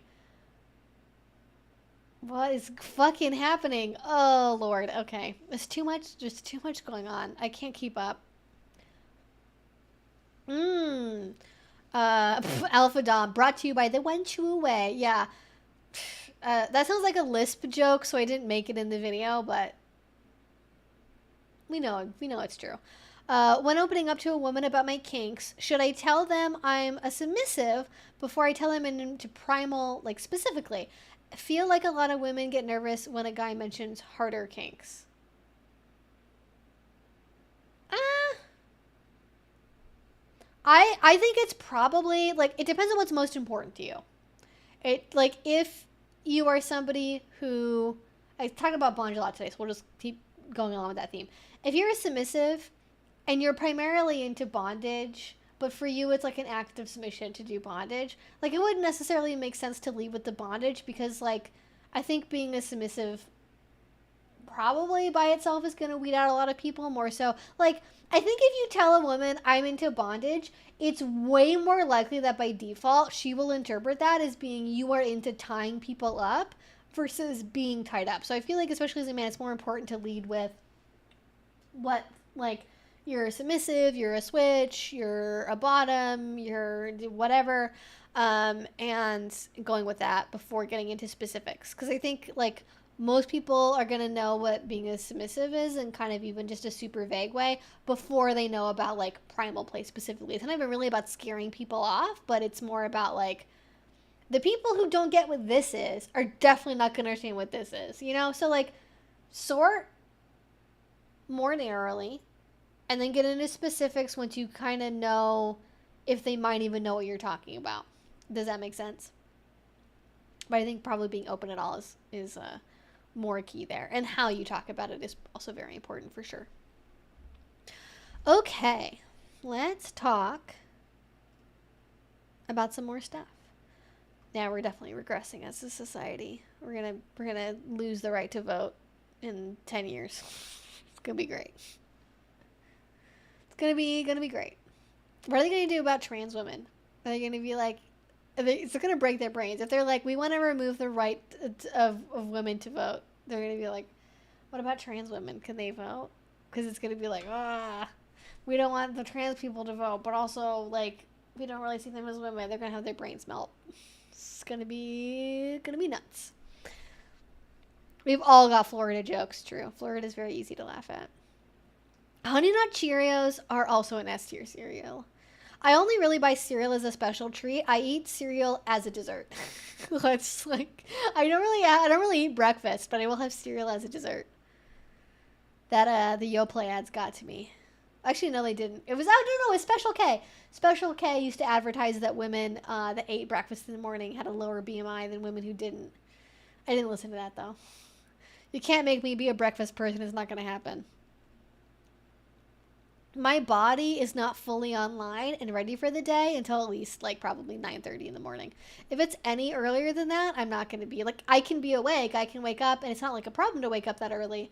Like, I've never been one of those people that, like, routinely, like, goes to bed at 6 a.m. and wakes up at 2 p.m. That's not me. But having to wake up at 6 a.m. to eat cereal, no.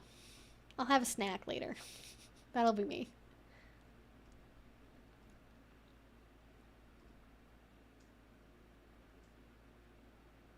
The guy who covered seemed like he was just mashing up PUA and Red Pill with kink and, like, turning it into a pseudoscience bullshit thing. Kind of culty, too. Oh, definitely big cult vibes, for real.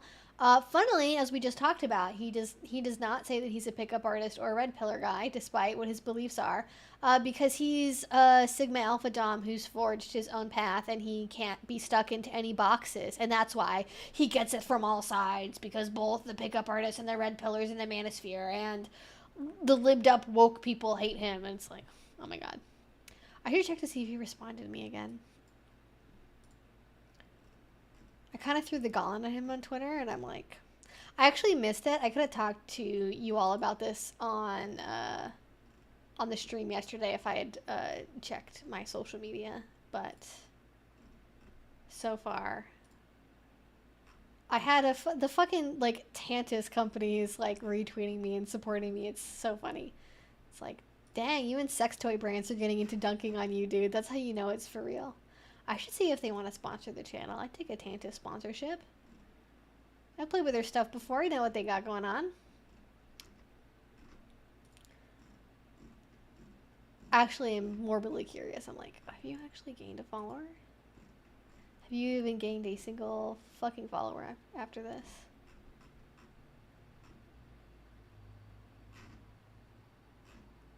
Did he delete his response? Is it gone?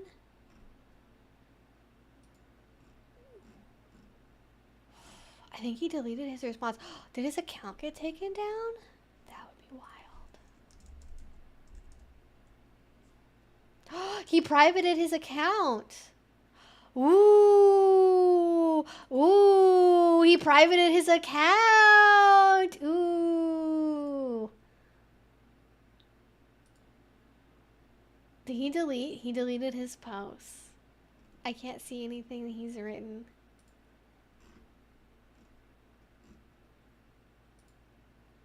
Oh, he didn't like that, did he? I didn't show his @ He didn't have to block his account. I didn't show what his handle was. So I guess he couldn't take it. He could dish it out. He can't take it. Oh, he's I can think of words to say to him, but I don't want to give a humiliation play scene away for free more than I already have. Alpha Dom did not stay in the kitchen. He could not take the heat. My man folded like a lawn chair. And listen, you don't want to, you want to be J. Cole. You don't want to be Drake. You know what I mean? Like you want to bow out early. That's, just fine with me. It's so delicious. I'm glad I checked because I was like, I feel like he normally wouldn't have responded. He also may have responded to me from behind a block. He might have quoted me or something and then blocked me but he didn't really block me. Literally, he privated his account. I wonder why. Oh, he probably saw that I saw his bondage videos that he posted on his account. Because I didn't download them because they're fucking sex videos. And I don't, that's violating the girl's privacy because it's them in the videos. So that felt very unethical for me to do that. But I did get at least one screenshot of part of one of his videos. And it's frankly the only one that I need, so it's fine. I know, I triggered him. I triggered him so hard. He privated his account. What a little baby. What a little baby boy. Are we sensitive? Oh, so sad. It's funny because he does this. This is what he does on TikTok. This is exactly what he does on TikTok is he'll say something like, I'm blocking, he justifies blocking responses and deleting comments in the funniest way possible. Bruh, just admit you can't take the heat. It's fine. Being a hate account is hard. I get it. So he'll say something and he'll be like, I'm blocking anyone who's not on my level. I'm gonna block anyone who doesn't get it, who's not at least an 8 or a 9. If you're not at least an 8 or a 9, your comments will be removed. I'm moderating my comments, as though it's some kind of he tries to frame it like it's a dig on the other people because they're not I don't know, fucking hot enough to participate in this conversation. Meanwhile, I saw in his, and this is something I would have wished I screenshotted before he privated his account, but I did not because I did not have time today. But should have. He name searches himself on Twitter and he responds to people that are talking about him. He may have actually removed these. I'm gonna actually look for that after the stream's done probably to see if I can still nab it, but there was a news anchor that responded to a video about him that said, what am I looking at? She's a professional news anchor. She's an objectively very hot, conventionally attractive blonde woman, maybe upper 20s to mid 30s. I don't know how old she was. And he was like, you're just jealous that you're not as hot as my girls. And it's this is a professional news anchor, a natural blonde professional news anchor, and you're you're not hot, you're not as hot as my women. The Delulu is for real. The Delulu is he's got brainworms, all right? Diagnose his fucking brainworms absolutely for sure.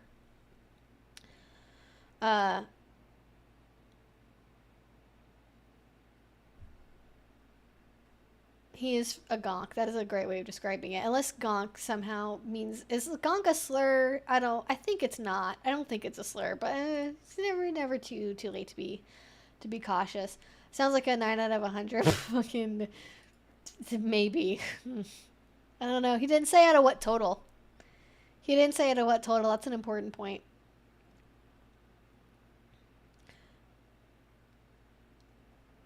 I know a guy got banned from my local Sam Goody after he got caught shoplifting the newest Limp Bizkit CD. Listen, the man was in need. It's justified, alright?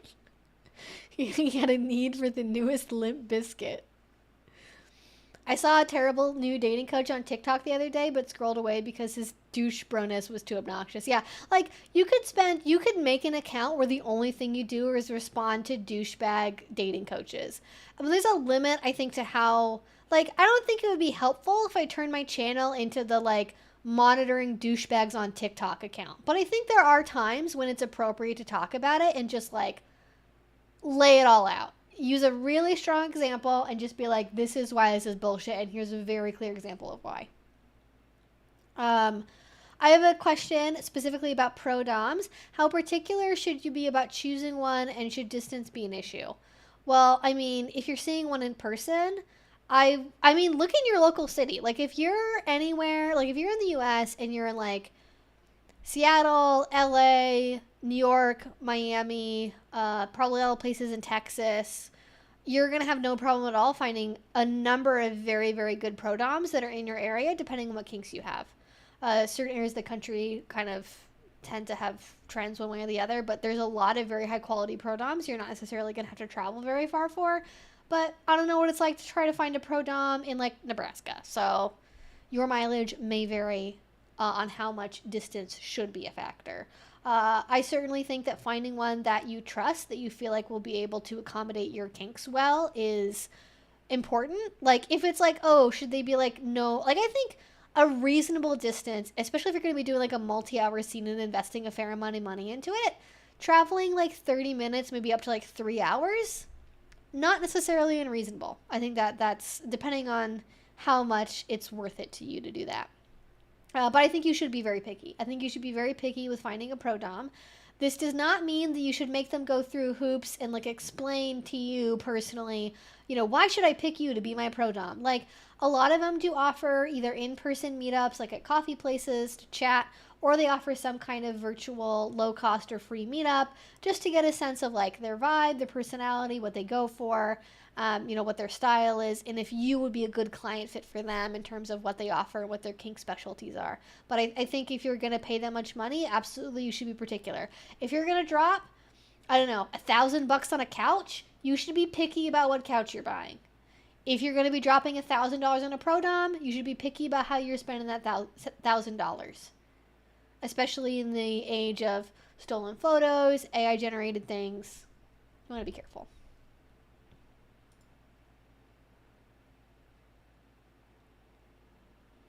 Gonk equal a foolish person, possibly incompetent, possibly Delulu. Honestly, Delulu is my favorite new word. I love that we have Delulu as a phrase that we can say on the internet. I don't know who Camden Gerard Davis is. This is not Camden. What was that? Gerard Davis.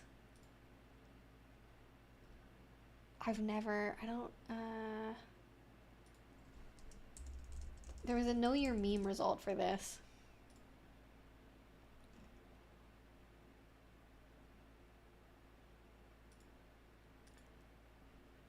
Oh my god. What the? I've never heard of this before. It looks like there's something as a Minecrafter. I don't know what's going on there. I don't know if I want to know.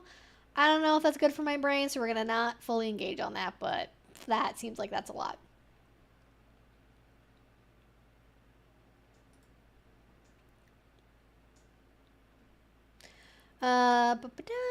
Okay. You said you were doing a try-wife video? Yes, that's also on the list. Hi, Rosebud. How you doing? Thanks for stopping by. Okay, one more question. Delulu is such a good word. I love it. Top tier.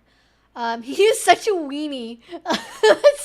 That's the perfect insult. He is a weenie. My man is going straight to the Weenie Hut Jr. I am writing that down for my follow-up video when I talk about this. I'm definitely going to put a clip in of him. I'm going to do a little Weenie Hut Jr. clip for sure. That's going in there.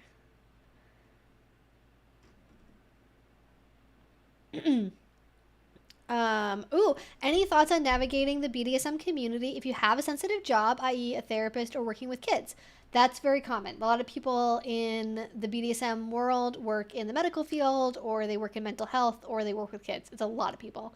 I'm nervous about the possible repercussions of publicly affiliating my IRL self or on FetLife. Certainly, if you have any kink-related social media, I would not in any way make it overlap with your real life. I would not recommend making an Instagram account, for example, especially if you have a vanilla Facebook account, because Facebook loves to inadvertently cross-pollinate their Instagram and Facebook information.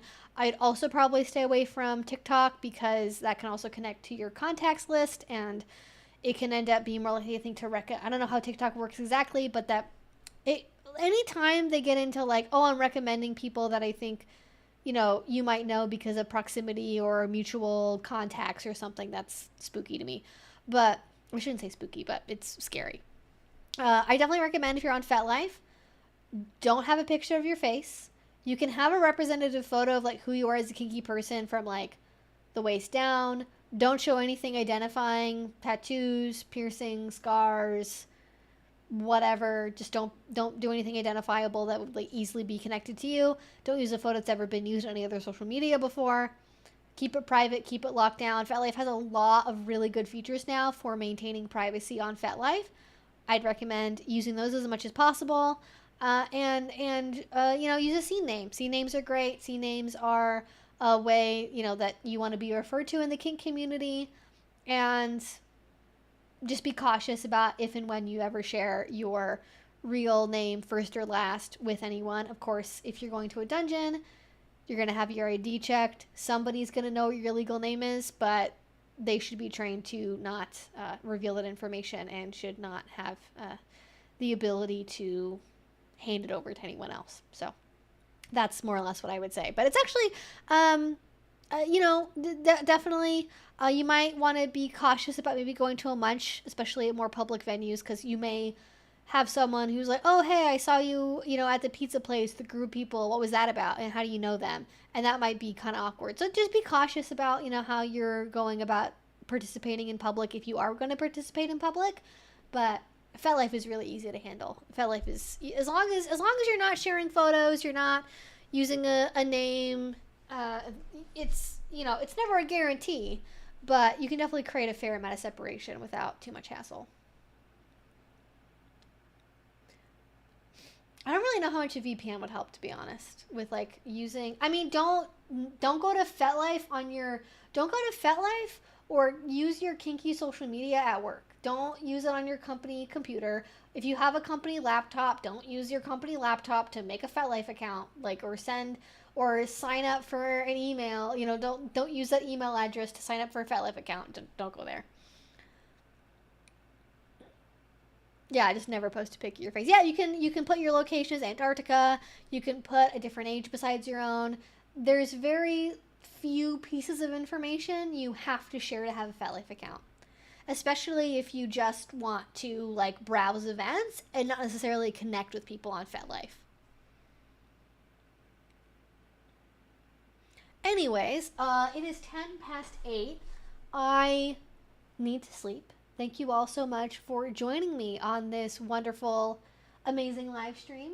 The Bandita is staring at me and saying, please let me outside. I would like to go explore outside and smell the air.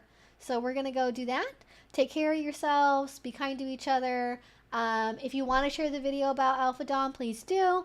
And if for some reason you happen to personally run across more information that would be interesting, you know, for a follow-up video, let me know. And talk to you all again soon. Bye. Hi, dog. I know you heard me say the thing and I waved, and that means the stream is over. That means fun things are about to happen, huh? She's waiting expectantly now. She's like, oh, it's time to go. All right, good night, y'all. Bye.